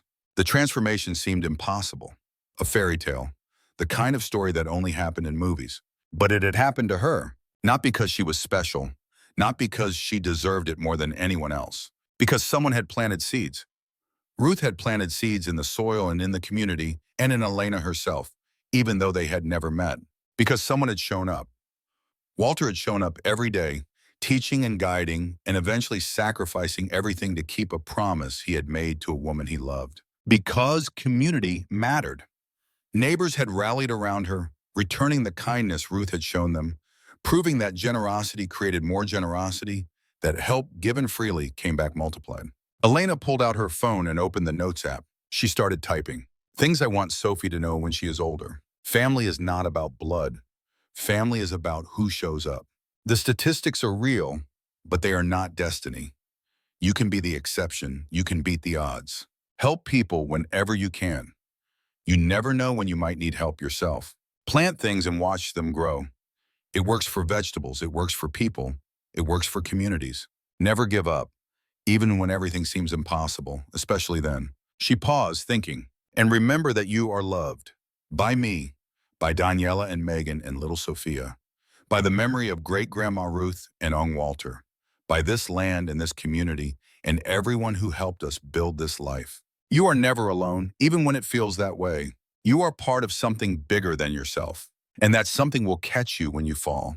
Elena saved the note and put away her phone. She looked out at the fields one more time, at the garden sleeping under starlight, at the apple tree standing sentinel over two graves. Thank you, she whispered, for everything. The wind stirred, and for just a moment, Elena could have sworn she heard Ruth's voice. No, dear, thank you. Elena smiled. Then she stood, stretched, and went inside. Tomorrow the work would continue. The garden would need tending. The chickens would need feeding. The family would need caring for. But tonight, surrounded by everyone she loved, on land that would remain Carter land for another 100 years, Elena Carter was at peace. She had come home, and she was never leaving.